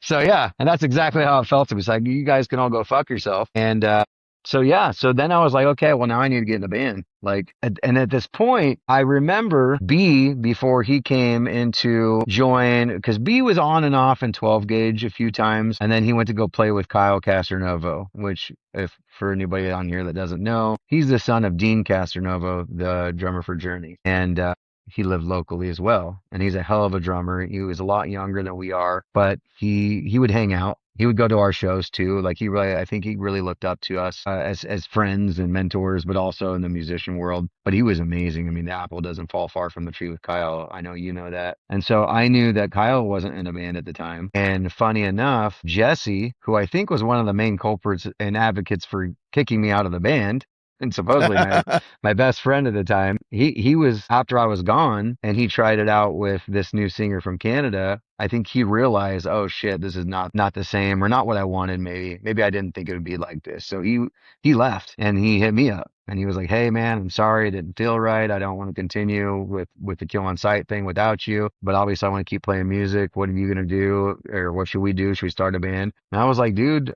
I can't remember if it was like I said we should go hit Kyle up, or I started talking to Kyle. It was one of the two things that happened so fast. And Kyle chomped at the bit. He was like, 'Dude, yeah, I would love to play with you guys. You guys are great. You guys are awesome.' Like, he really looked up to us. And we're like, okay, let's do it. Let's go get a storage unit. Let's start jamming." And yeah, and we got Kyle to come jam with us. And the stuff at this point was funny too, because I guess I'll have to backtrack a little bit. And Kill on Sight, you could see that our tastes, mine and Jesse's tastes, were expanding and becoming more vast in the rock and metal world. And our influences were a little more vast than Josh and B and Rommel's. They were still wanting to stick with a very standard, same format of be as heavy as you can be. If you could throw some singing, some straightforward melody and singing there, great. But it was a very simple format, and it didn't stray from that.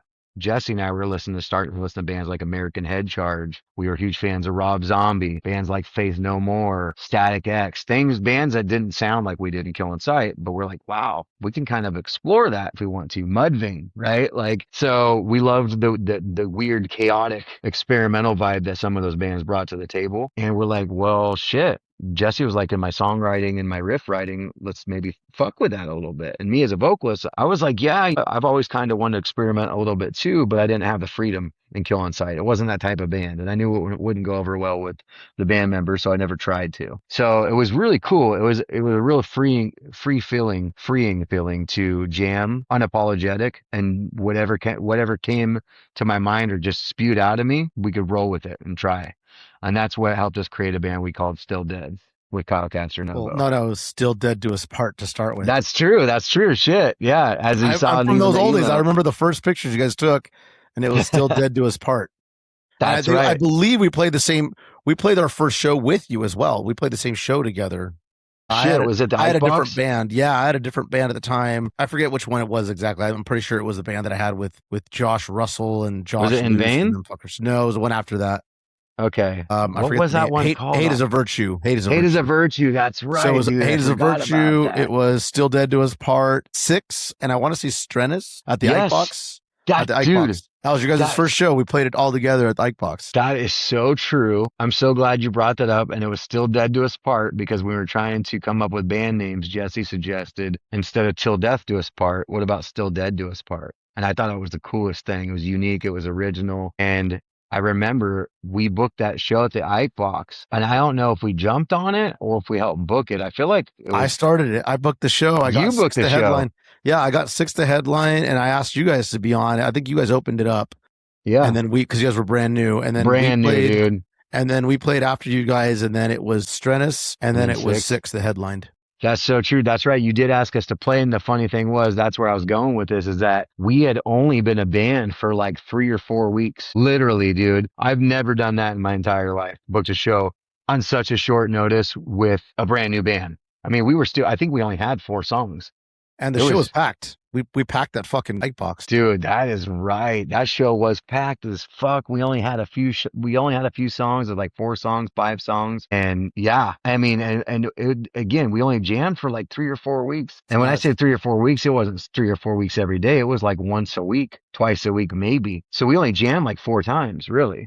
And this whole new creation of a band. So we didn't even really know what the hell we were doing, to be honest. But we knew, though, after that show, that we were onto something, because it sounded different than everything that was going around locally. And so, because it was so new and different, and we were so used to playing the standard format of metal, that we didn't know if we even liked it. I mean, we liked the idea of, I think we were trying to make sure that we weren't just liking the idea of doing something different, because as a musician, sometimes that's just freeing enough to make you think that this is awesome and cool, to be able to kind of just spread your feet or legs out and fucking just, let it all in, dude. Yeah, exactly. And yep. And so that that's when we played that show and the reaction we got. And we knew that the show wasn't good. Like our set wasn't good because we fucked The people up. loved you guys though, because They I loved think it. I remember people loved you guys because they were so used to seeing you in your, like you said, a standard metal band. And yeah, people love Kill on Sight and 12 gauge, but you guys in Salem especially, you guys have an audience and a crowd of people that love you guys and support you guys over time and whatnot. For them to see you guys doing something completely different, because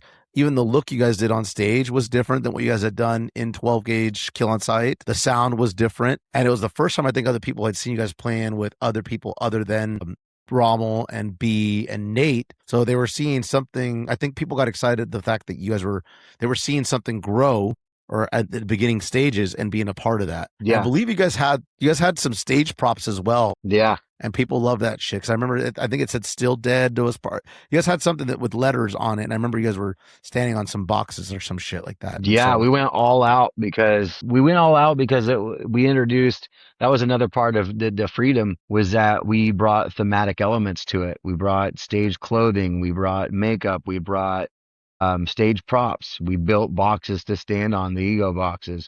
I remember we had these fences.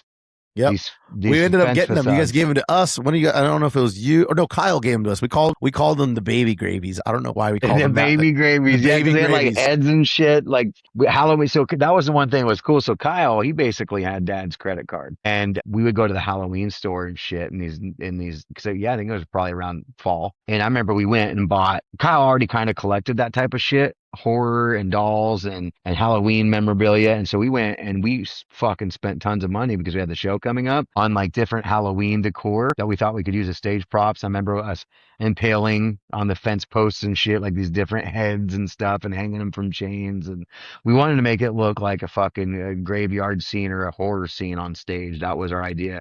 The whole theme of the band, really, at that point, especially, was horror, which we were way into at the time. And I think when we opened up for Scum of the Earth, that was a big influence on it. Really was. I mean, obviously, we've always listened to Rob Zombie, White Zombie for years. But I think opening up for Scum of the Earth and seeing some of the things that they did, we're like, dude, that's rad. And locally, no one's doing that either. And Yeah. so, yeah. I mean, we were trying to make as big of a impression as we could, knowing that we didn't even have lyrics to all the songs and all this other shit.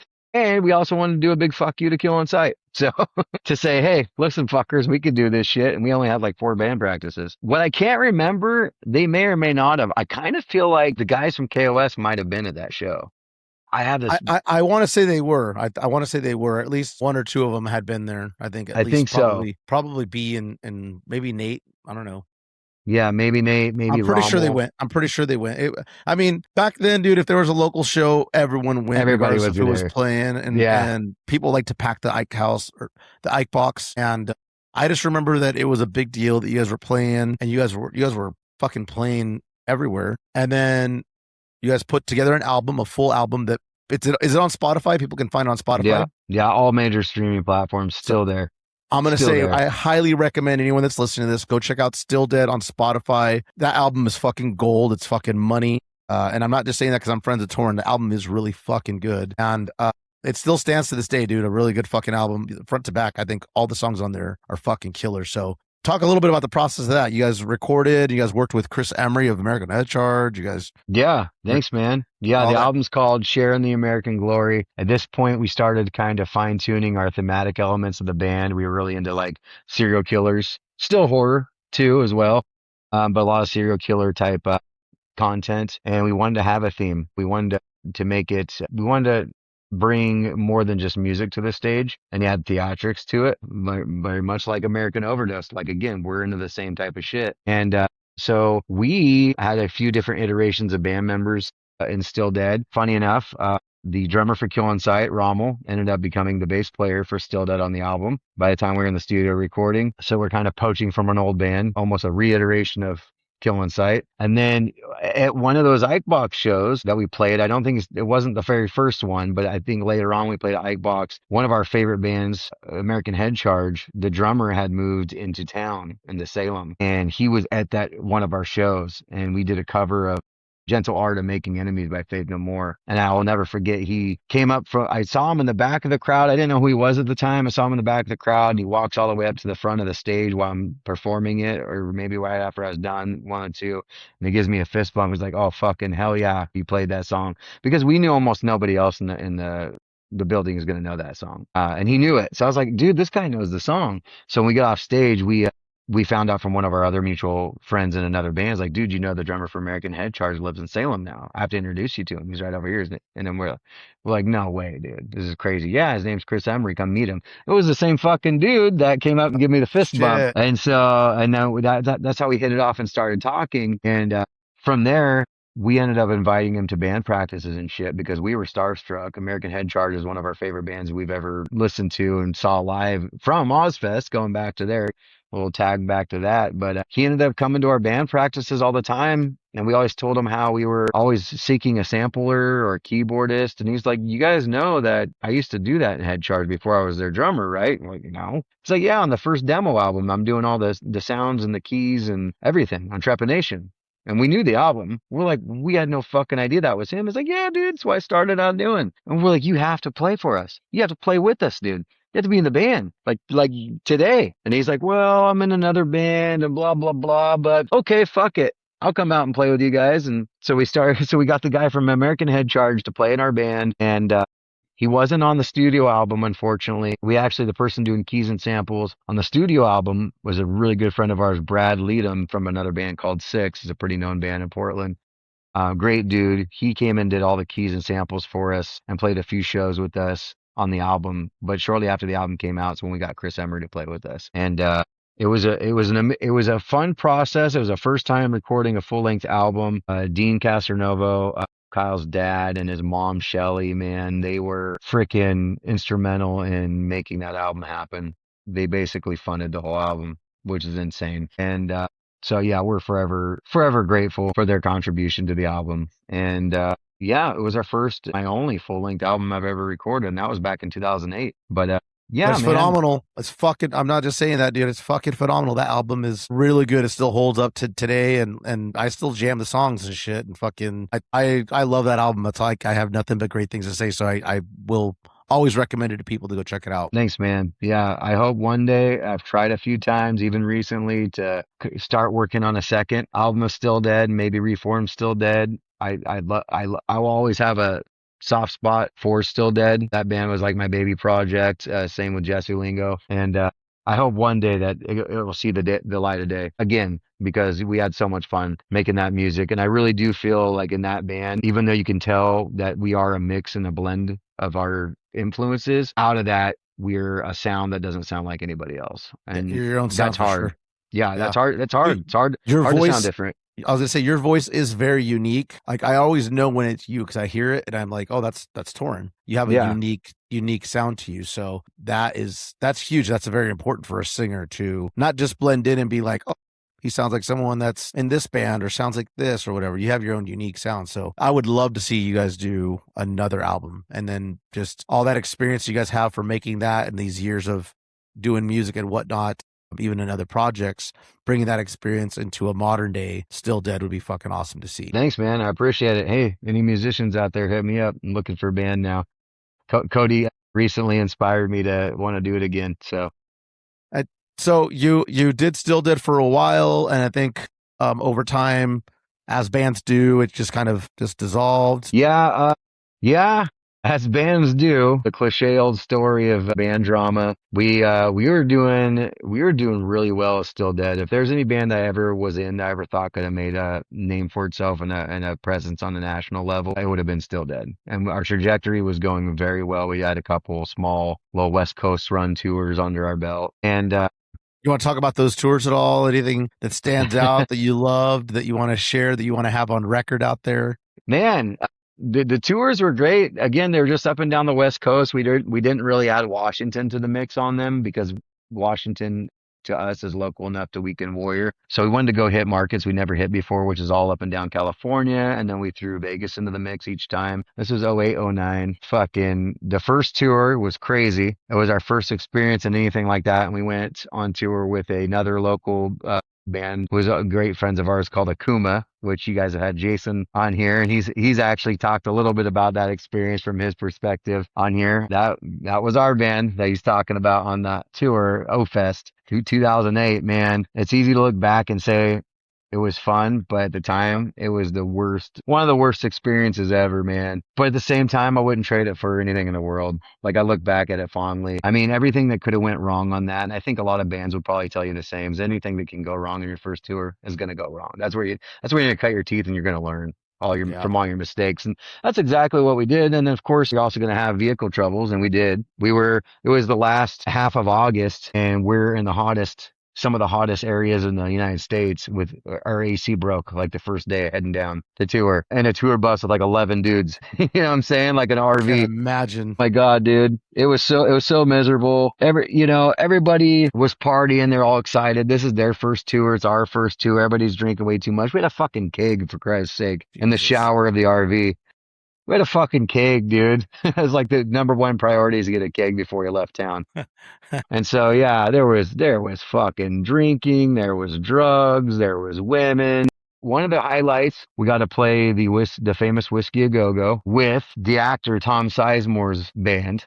He had like a punk rock band. We got to open for them. Tom Sizemore, R.I.P., dude. Our introduction to Tom Sizemore was us after we got done setting up our gear. We're outside in front of the Whiskey on Sunset Strip, and then all of a sudden you see this dude kind of walking into the view with a chick on each arm, one chick on each arm, and he's in the middle. And as he gets closer, you're like, oh, those chicks look like ladies of the night. And he gets a little closer, and I'm like, oh shit, that's Tom Sizemore, man. And we were like just kind of like freaking out, starstruck. We grew up watching all of his movies and shit. And like Harley Davidson, The Marlboro Man's one of my favorite movies of all time. You know, anybody's seen Saving Private Ryan or Heat? I mean, these are fucking classics. So we go and shake his hand and get a picture with him. He definitely doesn't seem sober by any means. And but he was cool. He was really cool. And the Whiskey A Go-Go experience for us at the time, I don't know what it's like now, and it's been there forever, so I'm sure it's went through many different variations of staff and experiences, but it was a kind of a shitty experience for us. The staff were all dicks, treated us all like shit. They wouldn't let Akuma play the show, told them last minute they couldn't play because they didn't like their style or too heavy or some stupid shit. But when we got there that night, it was even more bullshit because every band on that bill couldn't be more opposite from each other. It was just a hodgepodge of genres. So it's like, why not throw Akuma on there? We're all touring together. Akuma handled it like champs, though. They sat there and cheered us on, supported us, watched us play. They understood. I mean, because we were at the point where we're going to be like, dude, we'll tell the Whiskey to go fuck themselves and we won't play either. And they're like, no, don't do that. This is something a story you guys can live on and tell your grandkids and shit. You played the fucking Whiskey A Go-Go. It's such a monumental venue. And we're like, okay. So yeah, wasn't the best experience in the world. However, there was moments from that experience that were cool. And yeah, we could say we did it and it was cool to learn from it. And if we did it again, we'd probably do it completely different. So by the time we went on tour the next year, one of the first changes we made, we didn't go on tour with another band because that was a shit show. Even though we love the guys in Akuma, it's just really hard to manage one band, let alone two on the road, and everybody's egos, personalities. You know this, right? Oh, yeah. And we also said, what kind of fucking crazy ass shit are we thinking to go tour the West Coast in the summer where it's hotter than fuck? It's unless rough. You're playing festivals and shit, it didn't make sense to us. And we weren't playing festivals. We were playing very small venues. So we said, we're going to go down the West Coast in the wintertime because then we're leaving the cold, wet Northwest and we're going down where it's actually like moderate weather and it's during Christmas break. So kids are out of school, right?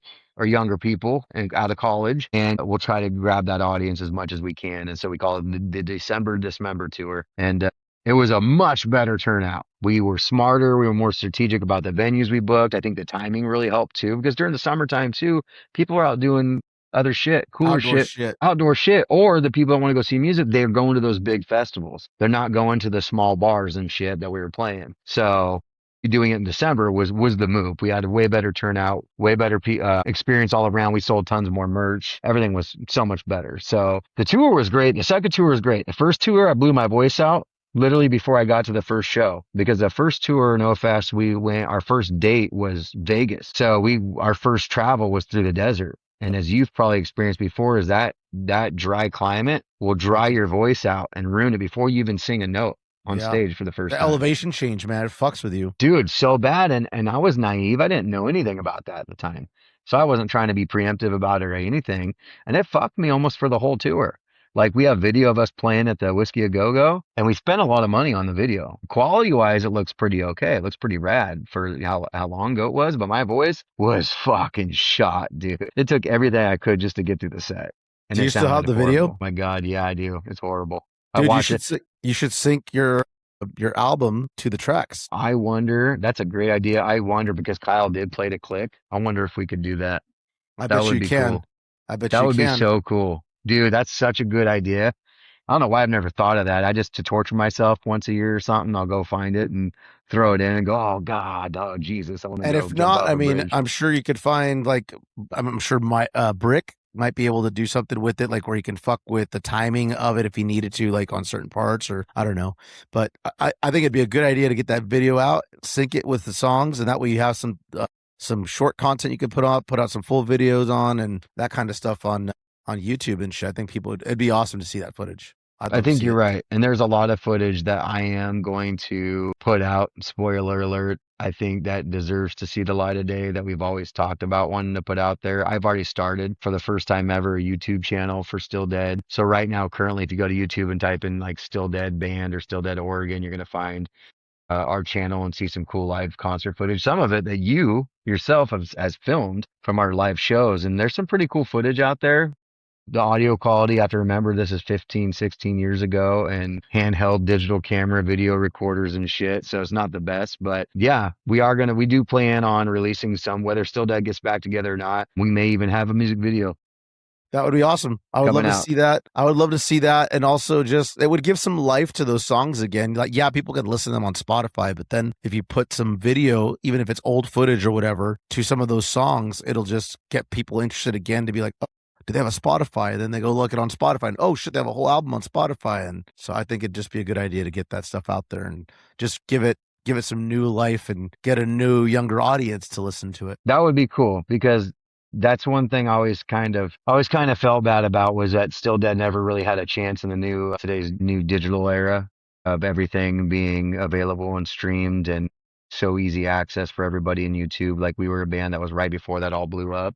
Yeah, of course there was internet and there was MySpace and there was some streaming, but not like today. So like today, if we were still in a band and promoting ourselves the same way with our technology and tools now, I think we would have such a bigger engagement. And so it would be cool to do that and see how many people would maybe be engaged into that, even though it's music from 16 years ago. I think some of it still holds up for sure. And for sure, it'd be cool to do, especially now the resurgence of new metal. So 100%. So then you went away from music for a little bit, or take me into that part, and then we can get into more what you're doing now, what you've done recently, and we'll go over recording of Time Bomb and the video and the recent show. Yeah, dude, for sure. So Still Dead, unfortunately, after that second tour, we lost our guitar player. Some drama went down when we got back home. Let's just put it this way. An engagement was broken with his fiance, maybe at the hands of information that got out from what happened on tour, didn't stay on tour situation. So he left the band. I wanted to continue on. The other band members wanted to continue on, but it wasn't the same. We did continue on for a little while, but B came in to save the day and fill in as a guitar player for a while, but I don't think it was his bread and butter at the time. So unfortunately, we just disbanded shortly after that tour. I think our last show was like in 2010, 2011, something like that. And after that, man, I didn't do anything for a while. In 2013, we tried to get Kill on Sight back together. We shot a music video and started recording an EP. That's on YouTube as well. Yeah, we did. That's right. Again with Six. Yep. I forget who the other band was, but it was us, you guys. 20 Shades of Red. 20 Shades of Red, that's who it was. Yeah, okay, which is like an offshoot of some Six band members, more of an industrial sound, digital band or electronic band. Yeah, that was a pretty big show too that we did. Dude, that show was awesome. Again, man, the one thing that keeps killing these fucking bands, and maybe for a lot of bands, is drama. Drama infiltrates it, dude. Ego and drama, man. And Ego, chicks will do drama, it too. chicks, dude. Oh, dude, I swear to God, all the big ones has always been, it's been a woman involved for sure. And what happens is it gets in the way of band members and brothers. So that's what happened again in 2013. That revamp of Kill on Sight, very shortly lived, drama and revolving around women. And so we we disbanded again for the 800th time. And then a few years out, I took a break. I was busy working and being a dad. My kids were all still very young at the time. And so I was just focusing on that. And then I got the itch again. And I think you helped facilitate. So it's so funny how many times we come up in each other's musical history, the engagement or we have, or the paths crossing. You helped coordinate a band called Kingdom Under Fire looking for a singer to me, to where I went and tried out for a known Portland band called Kingdom Under Fire. And I ended up playing with them for a couple years. And that band was awesome. I made some lifelong friends from that band. I was only in the band for a couple years. I left the band because I wasn't able to work with one of the members in the band. Kind of shot myself in the foot a little bit though, because I loved everybody in the band and I could work great with everybody with this one member. And when I left the band, that member left the band right after me. So I'm like, oh shit, now I'm already gone. And then shortly after that, they found another drummer and another singer because they didn't want me to leave. But to be honest though, it worked out for a reason, because the singer and the drummer that they ended up getting, especially the singer, man, he was the perfect fit for that band. I know in my heart of hearts, I wasn't the perfect fit for the band. I had fun. I made some great friends. I had fun on stage with them, but the dude that they got in the band was the guy that was meant to be in that band. So I think I left them around 2018, and that was the last time I played a show on stage live, and or had been in a band that made it past like its infancy stages of demos and trying to get something together. I tried that since then. I tried to get Still Dead back together a time or two. It unfortunately didn't. It dissipated. I tried to get another project together with some of the members from Still Dead and Kill on Sight blended. Unfortunately, that dissipated. And those ones didn't dissipate as much for the same drama reasons. It's just, I think, in our adult lives and schedules, hard to get something off the ground these days and get everybody on the same page with more of that scenario. And yeah, so up until last weekend, I hadn't been on stage for 8 years, and I've been, in that time, wanting to find a musical project or start something that I can do, because it's always going to be in my blood. Like, it's the longer I go without it, the more I want to do it. But as the older you get, the harder it gets, and time becomes so valuable, and you have to be more deliberate and intentional with everything that you do. It's not like when we were younger, we had all the time in the world and our whole life ahead of us, and every day was, let's go jam. It's like the older you get, like every minute, every hour, it counts, and it goes by really quick. And before you know it, it's like, fuck, like the weekend's here again, or it's Monday again. And then you have to reset back into the workflow of your routines and that. I will say that seeing you up on stage, I was just like, you belong up there. You need to be up there. You need to be up there again and doing it. And I think looking out. Well, let's talk about first. We recorded a song together. Yeah, what that process was like. Yeah. Let's start from there. So we recorded a song together because you and I had been talking about doing a song even way before this. This is back in like 2014 when we were writing The Great American Dream. You were originally going to be the singer on the song that became Letting Go, that features Waylon from Mushroom Head, A Killer's Confession. Yeah. That song originally was given to you. You were going to write on it. I remember we were kind of talking about it, but I think you were busy. It's when you were still doing your family thing, and I think you were working like multiple jobs as well. Yeah. So we didn't end up making it happen. Waylon ended up singing on that song, but I knew that eventually at some point we were going to get you on a song. And as soon as Justin came to us with the first song Justin ever came to us with was Time Bomb, I was like, well, it only makes sense for us to get Tauren, especially since I think that he pulled parts from a song that you guys were working on. Yeah, it was called A Hill to Die On. Yeah. So, yeah, it was called A Hill to Die On. And so I was like, all right, we're going to get Tauren on this. So explain a little bit how that all went down, and what do you remember of recording it, writing it, and listening to it, and all that fun stuff. Yeah, no, that's so awesome that you brought that up, because I forgot that whole origin story of that. Yeah, we've been trying to work together for a long time now, and we've talked about it this whole time in between, and just the cards haven't lined up. And when you guys got B in the band, and he told me that I think he even asked me, he's like, hey, would you mind if I brought one of our songs that we're working on in this other project to American Overdose. I was like, fuck no, why would I care? I hope they see the light of day. Plus, you wrote the riff. But even beyond that, I was like, dude, you could even take anything that I put, any idea you have. I'm not that kind of musician. And we're all good friends. You guys are the homies. And so, yeah, he was like, okay, I'm thinking about taking this riff from a song called A Hill to Die On and creating something with American Overdose on it. And I've been talking with Cody, and since you guys have been talking about doing a song together for a long time, it only seems right that you be a part of this. And I was like, well, fuck yeah. That it makes sense to me. So I remember hearing at that point, I didn't know what it was going to sound like. And I didn't even really know what riff it was that he was bringing to you. And I think he kind of showed me a little bit, but even the riff and how it sounded in the song that we had made sounds so different in Time Bomb. It would take a very trained ear or somebody that knew both songs very well to even notice. Because I bet if we finished the original song with the riffs the way they were, and then you heard Time Bomb and you put them side by side, most people wouldn't even know. Yeah. I'll be honest, I didn't really recognize either. When he showed me A Hill to Die On, the original version, before he started reworking it, I couldn't hear it. I didn't. But I was like, oh, yeah, that's what I thought the beauty was in it. Yeah, exactly. I know. That's why I thought the beauty of it was in there too. And another cool thing is if we ever finish A Hill to Die On just for funsies or whatever, it'll be cool.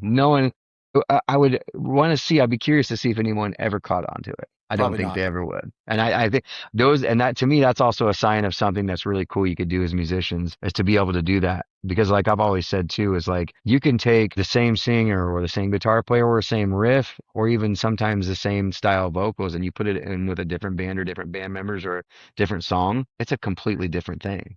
Like, because I remember you might have dealt with this too before, where because we have been in multiple bands, and especially with like B and stuff, I've had multiple guitar players, and we have a different project. They're like, "Oh man, this riff sounds too close to the riff we did back in Kill on Sight." I'm like, "Who the fuck's gonna know? Yeah. No one's gonna know." That's the cool thing about it. And we've done that. So, in fact, bringing it back to Still Dead, before I get back on track here, there's a Still Dead song called Swine that has a major riff into it, a chorus riff that was taken from a Kill on Sight song. And most people probably would never know that we play that riff in two completely separate style songs and two different bands with the same members, basically the same. So that type of shit's cool. It's interchangeable. So, yeah. And I always tell them, you wrote the riff, do whatever you want with it. Play it in 4 songs. Fuck with these people. See if they'll ever catch on.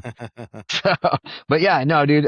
So it was cool when you hit me up and asked if I wanted to collab on this song with you. Of course, I was with a no-brainer. I didn't have to hear it. And then from when you were sending me like your ideas and your thoughts and the rough drafts that you were working on with Santos, I was like, dude, this is sounding so badass. Like, I think was the first thing that you sent to me. Was it just the first verse?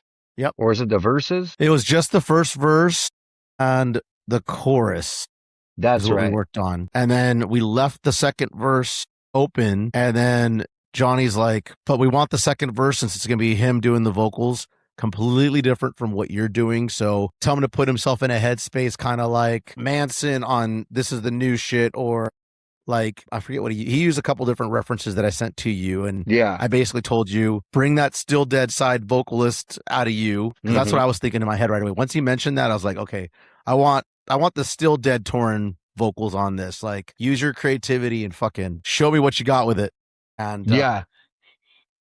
And it works so well. The contrast works so well, because now I remember. So before even you gave me those directions and worked with Johnny on it, well, not Johnny altogether, but before you gave me that directions, after going back to Johnny saying, hey, I'm going to have a second vocalist on this, I started coming up with a second verse that was more like your first verse. And I think I even sent you some ideas of that. And then you came back to me and were like, hey, it's not that the stuff is bad, but I was talking to Johnny. He's thinking, look, what about this? And as soon as you told me, give me a little directive there and some ideas, I was like, oh yeah, that would be way. That's right. I forgot about that. That makes way more sense. I forgot about that. Yeah. I was like, that makes way more sense. Let's change it up. Yep. Yeah. Cause I remember that you did send me some stuff after I sent you the initial stuff. And then we were like, all right, that sounds cool. But what if we completely change the second verse to have its own flavor and its own personality, which worked perfect with the fact of if you think about the song and you're fighting your inner demons, like it worked so well, like just the way that the style was different from the first verse. Yeah, it really introduced that character in the song, which obviously eventually drove the music video idea, I'm sure, in some capacity. And it introduced a character. which was cool, which was your initial idea all along. You're battling that inner demon, your inner thoughts, the negativity. It was the struggle, basically, is what I got from what you're telling me your idea was for the song. And that worked so perfectly. And so going in there and recording with you and Santos, that was an awesome process. I was super like intimidated at first because I had not recorded in years. I had not written anything in years like this. I had not even really screamed in a long time. And then, of course, it's with Santos, a dude that we grew up listening to, inspired us, and Spine Shake and back in the day. So I'm like, and you're like, dude, you're going to be fine. What are you worried about? Just go do what you do. And I'm like, oh, I don't know, man. It's been forever. And all it took, I think, by the time we were laying down the first couple lines, I was like, oh, yeah, okay. I feel comfortable. I'm good. And well, what's so nuts is how well you were able to do that. You were, I was telling the guys, like, cause I got video of it. Yeah. And I was telling the guys, I was like, dude, Tauren literally killed it in like, it was 2 or 3 takes max on almost all of them. And that part, that verse is fucking hard. I still can't do it. Like I've tried doing it and learning it. I can't do it. So when Pito did it, I was like, this motherfucker, like, cause Pito can get it pretty damn close. Oh, he killed it, dude. Pito's great. And the fact that you were able to do that, like in 2 or 3 takes when we were recording it, I was just like, holy shit. Like, and I have it on video as proof. Like you nailed that fucking part. And, even the other parts that we had you doing, you killed them in 2 or 3 takes at the max. And so yeah, I enjoyed watching it. Just watching you work with Johnny and just watching you record. And I could tell you were nervous, but then I could tell also when you were just kind of like, I got this. And I could tell when you got your confidence, which is funny because I can also tell when we're jamming the song at practice, when we were first rehearsing it, I can tell when you weren't confident or you were unsure at first. And then I could totally tell the difference from when you were, you knew your shit and you felt good about it. Like it made a big difference for sure. Definitely. Yeah. That first time that we rehearsed, I was super unconfident and nervous because we basically, other than that second verse that I wrote all of it on the fly in the studio, or at least Johnny. I didn't know what I was going to do this parts, and I don't even think you did to an extent because I think Johnny was kind of building the plane as it was flying. He was kind of saying, "Oh, okay, now go do this part with Cody. Okay, now do the harmony on this one. Do this part on this one." So that stuff I had no idea I was even going to do until I got to the thing, and so we've never ever practiced it. So when we knew the show was coming up, and I was like, I've never, other than the studio, I've never even sang this damn song. Definitely never sing it front to back. And so when I first came to rehearse with you guys, it was one of those kind of touch and go things because you guys were in the middle of touring and we weren't for sure exactly when we were going to get together. And so my life and schedule got so busy right before I was coming to jam with you guys. I didn't really have a long time to practice beforehand, singing it even at home over the recorded track. So that first day with getting with you, there was no Pito, which he is a staple and a focal point in that song, the way we did it with 3 vocalists. So that was part of it. So yeah, I was trying to get my footing on that first practice, but by the time we did the second practice, I had time to go home, evaluate, dissect which person should do which parts, because that's another thing people probably don't realize either, is that there's so many parts vocally, so many layers to these vocals. To try to pick and choose which ones to do live is not like going in the studio where we can overlap as much as we want. And we kind of weave in and out of each other the whole song. Well, live, you got to pick and choose parts. You can't weave in and out like you can in the studio. Plus, you have a third vocalist coming into the picture, Pito. Utilize that. And so, yeah, it helps once we had Pito there and we could actually write it out, dissect. Cody's singing the parts in green, Pito's singing the parts and whatever, Tauren's singing these parts. We're all singing. I love how you did it, like how you color coded that. That made total sense. If you would have left it up to me, I wouldn't. I probably wouldn't have coordinated or been able to coordinate it. My ADHD and my fucking my brain would have not allowed me. So I'm glad you did that. It worked out perfect. When I saw it, I was like, oh yeah, that makes sense. Oh yeah, that makes sense. Yeah. But me actually going in there and color coding the stuff myself, I probably would not have been able to do that, to be honest. So I'm glad you did that. And you're right. It is very different when you're recording in the studio and you have an idea of what you're going to do, but then you have all these different surprises thrown at you that the producer, in this case, Johnny, was pitching at us to do live in the spot. It's not like we had time to go home and practice it. No, he's suggesting what you do and you do it right there on the spot and you write it there on the spot. And a lot of my experience now with working with him has been exactly what you experienced, which was you do it there live on the fly and you don't go home and practice it. You get it right there. And it actually brings out the best in, I think, the vocalist, because you're getting a reaction that's real. It's not like you rehearsed it. Yeah, you don't lose that energy from it. The on the spot. authenticity is immediate because yeah, exactly. Like it doesn't get the authenticity. You don't lose the authenticity and rehearsing it too much and losing that energy and losing that passion in it because it's literally the first time or two times you're ever doing it ever. So it was new to me, but it was awesome. I agree with you. It's kind of like musical improv. Sitting there going, okay, now do this, throwing lines at you, kind of like how I've watched like some of the behind the scenes, how Will Ferrell and John C. Reilly on their movies with that. Can't remember the director's name off the top of my head, but he likes to throw lines at while they're shooting the movie and have them try it in real time and to get that authentic reaction from everybody. And I think that's kind of almost an equivalent way I kind of perceive the way that Johnny does that. I think Johnny's hearing shit in real time while we're doing stuff and it's triggering an idea. And he's like, "Why it's fresh? Let's try it. It's right now fresh in all of our heads. Do this. Hell yeah, it sounds awesome." It makes And sense. it really works. And it makes sense and it works. And it was cool experiencing a new way of writing and recording, especially this late in the game for me. So I was like, hell yeah, dude, you could teach an old dog new tricks. And it came out great. I think Time Bomb sounds fucking awesome. It came out amazing. It's one of my favorite songs. And I was just going to say that I love actually writing like that now. Before, I would never write like that. I'd have to overthink. And then I think when you overthink, it kind of waters shit down. It when you do it this way on the fly, I think you're capturing a moment. And that right there is, to me, where you get the magic. I agree. I totally agree. And so I think there's a lot to be learned from that. And yeah, because we come from a whole different background and old school of thought. And I know so does Santos. And I think that's why he's good at what he does, is because he's fine-tuned. He's had a lot of time and experience to fine-tune his methods. Speaking of time, I don't want to hold you up too much longer because I know that we're in 2 hours, but I kind of knew that this would happen because we're talkers. Yeah, dude, we're a piece of shit, dude. Let's finish it off. We'll finish off, and I'll need to have you come back again so we can talk some more. But let's finish this one off with the recording, the music video experience, and then the live show, and then we can end it after that. Dude, I agree. We should go out with a bang or a time bomb. Time bomb. A time bomb. What do you remember of the music video? How was that experience to you? What are some of the memorable? You can talk about whatever. It doesn't matter. Okay. What do you remember the most Even of those alerts? Okay. Those videos? Yeah, dude. Well, hopefully fucking Mr. Brick Drumwells we talked about is going to expand on it by releasing a freaking behind the scenes commentary of it. We did record one. It was like, what, 1 hour or 2 hour fucking commentary. 2 hours. 2 hour commentary is filmed out there, folks. So one of these days on YouTube, you might be able to see basically was it you, me, Brick, and B sitting down and doing commentary over the whole music video and giving you guys all the juicy tidbits of what was really happening scene by scene. It's great. When it comes out, gotta watch it. But I'll do a condensed, summed up, pretty packaged version.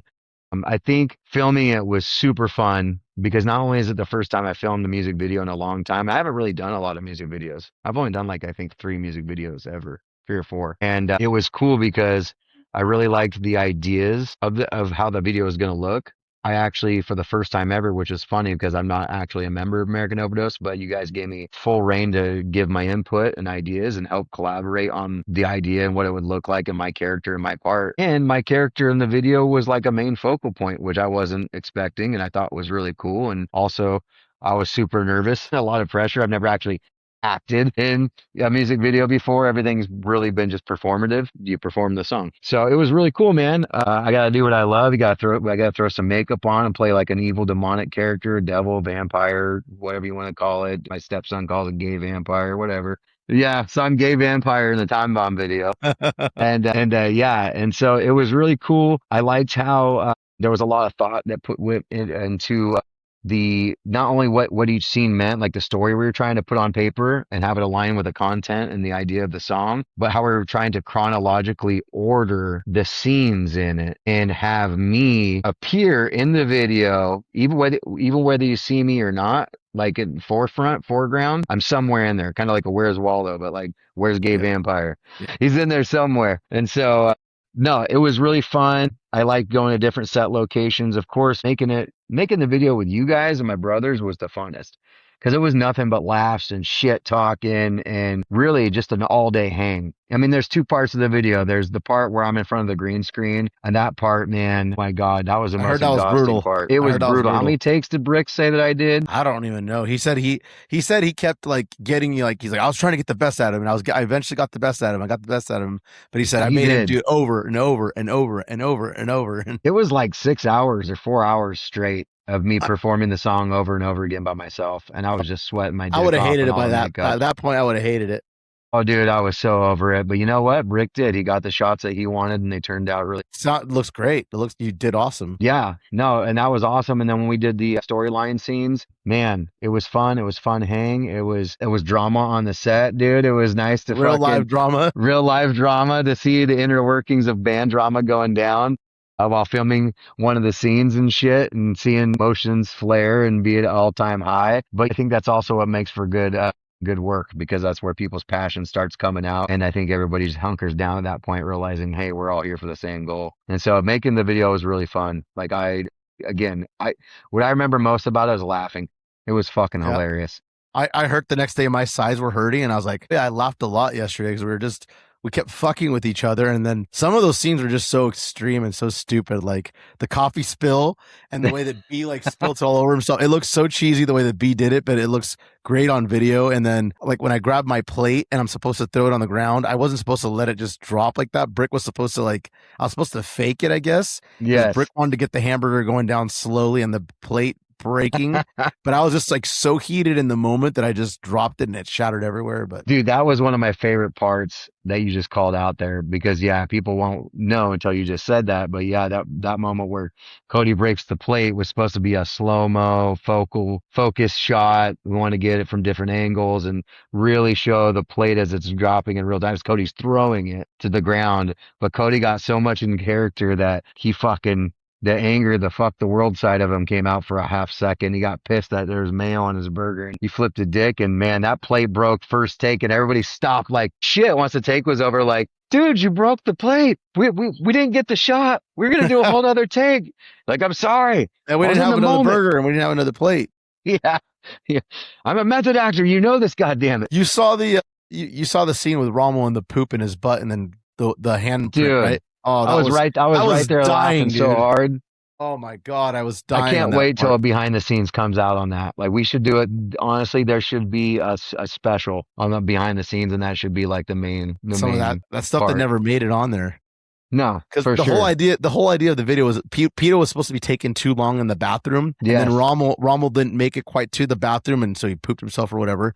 And then Peter was supposed to come out and not even wash his hands. He was going to pat him on the back as he's walking out of the bathroom. And then Peter walks outside and he looks back and he's like, "Shit, that's the car that got me late." And then he realizes, and then he laughs, because that's what caused the whole chain of events to for everyone to have a shitty day, was that Peter woke up late to his alarm. Yes, and because you turned it off, the devil turned it off, and then Rommel was driving really slow and stupid in front of him, and then that caused him to be even further late, and then that just caused a trickle effect. So it's supposed to be like a whole 360 of it, goes full around, circle. comes around, full circle. Yeah, no, I maybe one of these days Brick can put an alternate ending to it. I would love that. I would like to see that full circle, because I feel like that's just a perfect fucking chef's kiss at the end, dude. If a full circle, Rommel patting him on the back with the shit hand, man, that end the day the way it started, man. Yeah. Yeah. All right. And then, so the video was awesome. It was great to do. And then this last weekend, we got to do something really fucking cool, which was we got to perform Time Bomb for the first time live in front of a crowd, with you on the vocals for the first time with us. And also your first time on stage in 8 years, in front of your hometown, in front of your friends, fans, family, your kids, all that. How was that? Tell me all about it. Man, dude, I still haven't even collected all my thoughts and feelings. I still haven't posted any pictures or anything about that show yet, because I'm still riding that high, and there's so much I want to say about it. And I'll probably make a big post about it, to be honest with you, just because it meant so much to me, and I was so overwhelmed with good feelings and the joy and the love and just the camaraderie that we shared last weekend. And so there'll be more to come on that in social media. But yeah, I mean, dude, it was all of those things. I hadn't been on stage for 8 years. It was reminding me of what it felt like to be on stage and do what I love more than anything in the world, and to do it in front of all my family and friends, my hometown family and friends, my parents, my kids.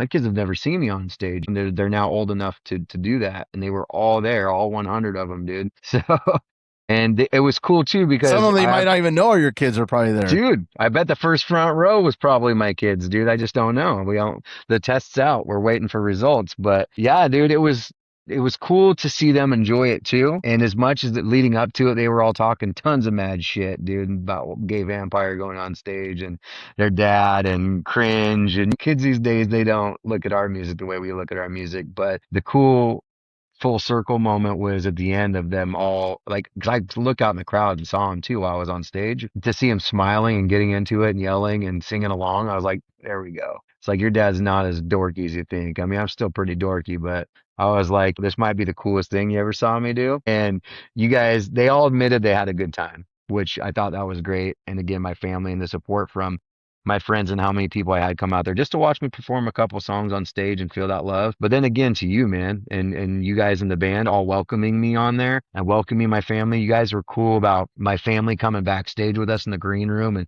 kind of seeing behind the scenes, especially my kid. They've never seen any of this stuff. To them, it's like going to another planet, really. And hooking Jackson up with an AOD shirt, that's his favorite shirt now. And it was just cool, man. Yeah. And then it's kind of like a reunion of tons of old friends and old fans that used to come out to our shows and my other bands back in the day, because they're also your guys' fans too. It's cool how that's worked, and we've always been real close musically and friend wise all these years. So it was a real full circle moment. I was gonna say that it was really cool seeing, because I saw your kids too in the crowd, and before and after the show, I get to see the look in their eyes that they were I could tell they were really excited and very proud, and just I think that for them it was probably something very surreal because you've always been dad, and then they got to see you up on there as a character in the moment. And people got really excited when they saw you come out on stage, dude. It wasn't just your family and your friends that were there. It was fans of your musical journey that you've been doing that were there, that were just very excited to finally see you up on stage. And they all knew it had been a long time since you've been out there. It's your hometown. The fucking place was packed, and there was nothing but good vibes there. And I felt really fucking excited for you because I knew that meant a lot to you. And it was another way for me to say, thank you for all the years of friendship and for you getting me on stage for the first time. And you guys were the first set of friends that I had when I first moved to Salem. I didn't have any other friends. I didn't know anybody. When I first moved to Salem, I met Brendan. And then from Brendan, I met B and Rommel and Nate. And then from there, I was jamming with some kids that technically weren't my friends. There was just people I was jamming with. And then shortly after that, I met Jesse. And then after I met Jesse, I met you that same day.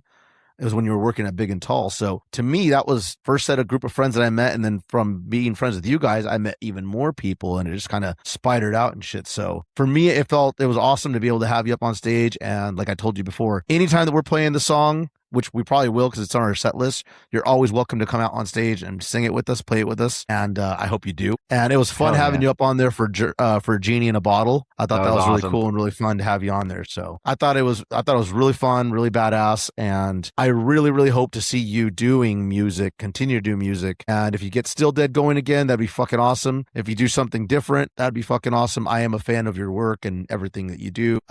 And like I said, what I consider you a really good friend of mine. We've had we've seen each other at our ups and downs in life through different shits that we've both gone through in our personal lives. And I feel like we've been there for each other and shit. Like we shared some cool moments, not just this last weekend, but we shared cool moments I just remember playing the fucking Roseland when we were opening up for Cold Chamber and shit like that. Dude. Going to karaoke bar when you're working at the karaoke bar. That was like my second home when you were working at the Liberty Spirit. I'd go and hang out with you pretty much every day for like a good 3 or 4 years, whatever amount of time that you worked there. Yeah. So very thankful that finally got to get you on here, man.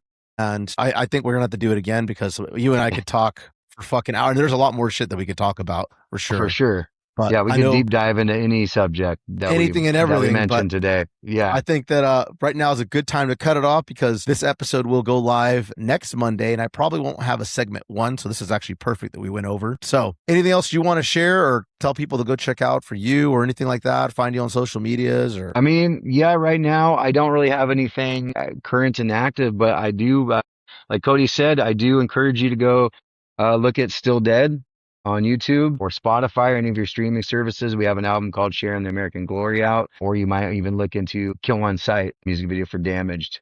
another fun one that I like out there. It's an old video, but yeah, go check it out. Leave a comment, a like, so I know that you guys are out there and you're checking it out, and you guys heard me on the podcast or saw me somewhere. And yeah, and if you're a musician and you want to start something and you're local to the Oregon area, Northwest, hit me up.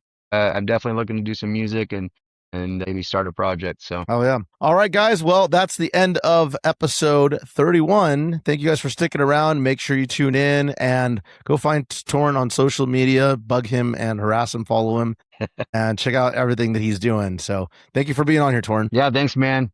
Appreciate it. Be sure to find us on all social media platforms, follow and subscribe.